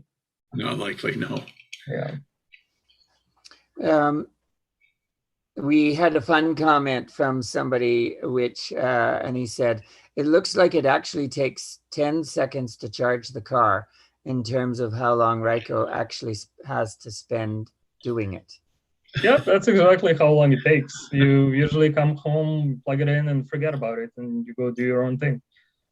And I had the wonderful opportunity to have a use of a friend's electric vehicle for a month a couple of years ago, and I timed it also 10 seconds to charge, to plug it in, and 10 seconds to unplug it. Yeah. So, and I left home with a full charge every day. Yeah. There you are. Fantastic. How much of your soul's electricity does your PV system generate? I haven't really compared. I know just rough numbers. For example, actually very exactly, I use about 50 kilometers a day in my electric car. Like that's according to my odometer. That's what we've put in over the last like year and a half. Yeah. And that's actually very that's bang on as average in Calgary. Average Calgarian use about 50 kilometers a day. And 50 kilometers a day, it's about, was that about 10 kilowatt hours, I believe, in energy, about there. Yes. So basically, that's how much we use. So you can kind of see how much we use a month, and I could compare it to solar production, which I don't have the numbers handy, but it offsets a big part of it. So sure. You have an advantage, however, in that your employer also has an electric charger at work. Is that right? Yeah, that's also a nice benefit. So I can also charge at work, and I can charge at home. So I end up not really charging every day, just because the range of my car is actually not that great. It's about 100 to 150 kilometers, depending on the season. But it's quite enough for me to not even need to charge every single day. So it's quite nice. So my rough calculations would be that the solar system provides double the use of your electric car if you're running 50 kilometers a day. So, which is fantastic, because of course, then the extra would go to your house. Yeah, exactly. So of course we'll use the other part for the house, and that's pretty much, yeah. And then any additional from that gets sold back to the grid. Yeah, that's correct. So Okay. we use the grid as a big battery, as everybody pretty much do, who's running solar. When we Yep. have extra, we're pushing to the grid. When we need extra, we take from the grid. Raiko, you also gave me some other pictures here just yesterday, where you are actually using your car as a source of energy when the power goes out. Do you want to tell us a little bit more about that? Sure. So the why I used the car in that way a couple of days ago was actually when we were doing the panel swap. Obviously, the main service was disconnected. So I was just running the 1100 watts inverter from the car's 12-volt system into the house to just have power for the laptop and for the internet router so I can continue working. And this is what you see here. The inverter that I have is, again, 1100 watts, so you will not be able to run any substantial loads out of it, nor, of course, it can be connected to like the house grid directly and stuff like that. But what it does, it gives you up an opportunity to run several, I don't know, couple of lights or a fridge or just, in my case, just a laptop and internet so I can work. So that's connected to what, 150 watt cord, extension cord? Yeah. And back to the house to plug in your router so you could keep working. That's very clever. Yeah. I like that. Yeah, I figured out I might as well try in this instance because I had an opportunity. So I bought the inverter, and now I'm gonna keep the inverter as kind of a backup option for something in case we have an outage. Okay. Or I can set up a screen somewhere in the woods and make presentations or watch a movie while camping. Perhaps your next Echo Solar Tour interview will do you can do it from the woods. Yeah, exactly. That'd be fun. I have a question here. Did you that somebody wrote in? Did you see an increase or a decrease in your total electricity bill after installing the PV and using the EV? Of course. I mean, the solar system pretty much offsets the entire cost of our electricity for a year. I think my last numbers were we paid $20 for last year's electricity. That's all we paid when you add and subtract everything. So that's quite nice. Electric car is a little less clear just because electric car uses so little electricity that you don't really see the impact on your bill. Your bill varies by month more with everything else. So those usually about 20 to $30 that you will end up spending on an electric car while charging from the grid, it gets lost in your seasonal and in your AC, in your everything else that uses a lot more power. I mean, to charge 10 kilowatts, which would be your 50 kilometers in a day, is just going to be a couple of dollars. It's 10 kilowatt hours on a daily bill is not very much. And as you say, you're not doing that every day. So I actually have a separate meter on my car charger, so I can actually see what that is. Now you have this flow meter. Does it track how much power you are using in charging? It actually does, but I'll be quite frank, I never actually looked it up. It is a smart charger, so it has all sorts of charging history and all that stuff. I'm actually looking it up at my app right now. But I don't want to spend too much time on it, but it does have all sorts of tracking. I just never really bothered because I know it's not much. I have to say that the best of these energy efficiency technologies that we see are the ones that we really don't have to pay any attention to. Those are the ideal technologies. They just work as they need to, and you don't need to spend time flicking switches or doing anything else. So those are ideal, and I don't fault you for not checking the amount. That's great. It's great that it's so easy. Yeah. Somebody wrote in and said that the Flow X5 is capable of submetering the energy use. Was this a factor at all in your decision to purchase this particular charger? Not really. The main consideration I had about the charger was reliability, and Flow X5 was, and I'm pretty sure is in reliability, probably the best charger on the market. There are some decent ones. The Flow is expensive. That's a downside. But as far as the reliability is concerned, it's absolutely the best. So that's why we went with that one, just so we don't have to worry about that piece of equipment or anything. And the person wrote in and said the Flow X5 is a Canadian product and it's built like a tank. It has a high rating for weather, which of course is important for installing outside. Now, I appreciate yours is in your garage, but nevertheless. Yeah, exactly. The Flow X5 has the best rating. Like, I'm dealing a lot with chargers, obviously, at work with electric cars. The Flow X5 has the best NEMA rating, like not electrical NEMA, but the enclosure NEMA rating. You can basically, and I think they even say that on the brochure, like you can pressure wash it. Like it's so well enclosed, and it is built like a tank. Again, there are some other chargers that are also Canadian and decently built and whatnot. But again, Flow is kind of a step above in terms of the reliability. And it looks kind of nice too. It does. Yeah. I just did a calculation. So if you do 50 kilometers a day at 20 kilowatt hours per 100 and thus you use 10 kilowatt hours a day, then that at 14 cents a kilowatt hour for the purchase and delivery of energy in the wintertime, that's worth $42 a month. Of course, that price goes from, let's see, 42, 30.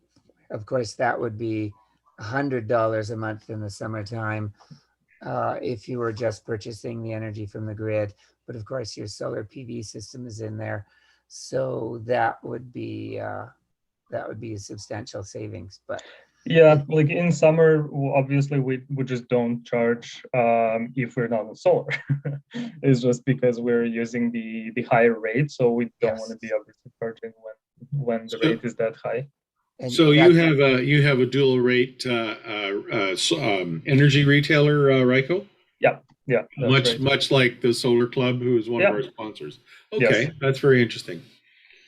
Yeah, and I mean that is the big part of how to get obviously the best money out of your solar system is that dual rate, because it does help offset a lot of the costs even during the winter, because for quite a few months during the summer we get paid. Like 1 month we got paid $95 for electricity and natural gas, because credits go to natural gas as well. And then the other month it was like we got paid 75, and then another month it was like 35. So this is all like negative that then offsets our they actually pay us out straight for that month, but that basically just offsets the months that we actually have to pay for electricity and natural gas. Yeah, which is great. So you said your total bill last year was $20 for electricity. Yep. Nice. That's quite okay. Yeah, I'd say. Apparently, a number of the electricity delivery companies in the province and in BC also use Flow chargers. So it looks like they're getting quite a good name for their reliability. Yeah, we've heard some good, even before we started working with them, and before I had my own from some friends from BC that had them for quite a while. They basically just told us there hasn't been a single warranty claim against all the chargers they've sold. So that's kind of anecdotal, obviously, but they do seem to be very, very reliable. Again, they're not like anything in life. Everything has upsides and downsides. I already mentioned the cost of a flow charger, but also the speed of a flow charger is probably one of the slowest on the market. It's a 30 amp charger. The chargers that are normally sold are either 40 amps or some of them are 50 amps capable, which is, again, like not a big deal right now because most of the vehicles can't even take more than about 30 amps or 32 amps. But as we upgrade our vehicles down the road in about 5 years or whatever, they might actually do, and some of the vehicles already do, like a Tesla Model 3 will charge at 11.5 kilowatts, which Flow just can't give, right? The Flow will only push about 6.6 or Yeah. so. So, I mean, that's kind of a downside as well. But again, it depends what you're after, right? And what kind of car you have and what other considerations are. Normally, I do suggest the Flow if you're really installing it outside, because that's Yeah. obviously a bigger Yeah. consideration. I'm understanding that some of the flow chargers are rated to -40, and that's why the electric utilities really like using them, which is a wonderful thing because it's a Canadian product made for Canada, and so it's Yes. for Yeah. us. Somebody also wrote in about the Flow X5.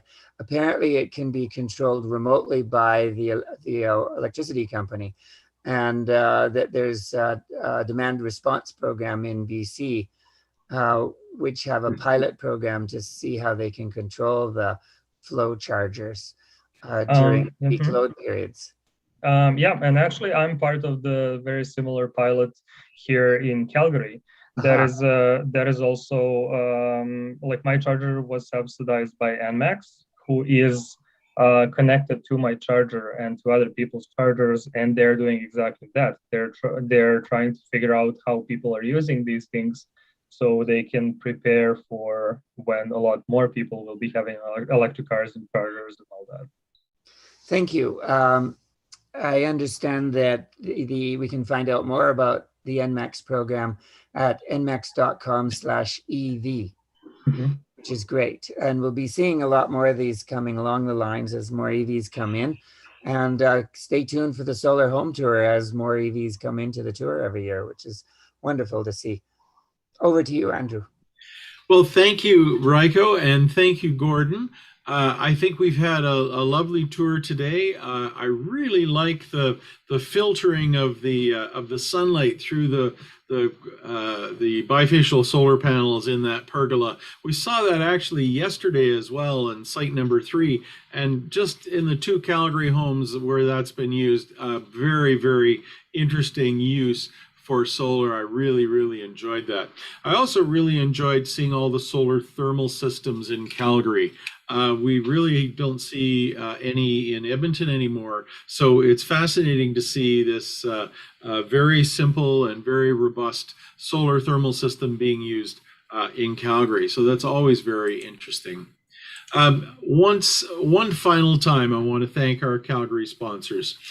So 4 Elements, who does solar and does a number of energy audits and assessments of homes, and will help people design the energy saving features on their homes. Innotech windows and doors, European tilt and turn style windows available, made in Canada. Skyfire Energy, who, as you heard, installed many of the systems that we talked about on the tour today and yesterday.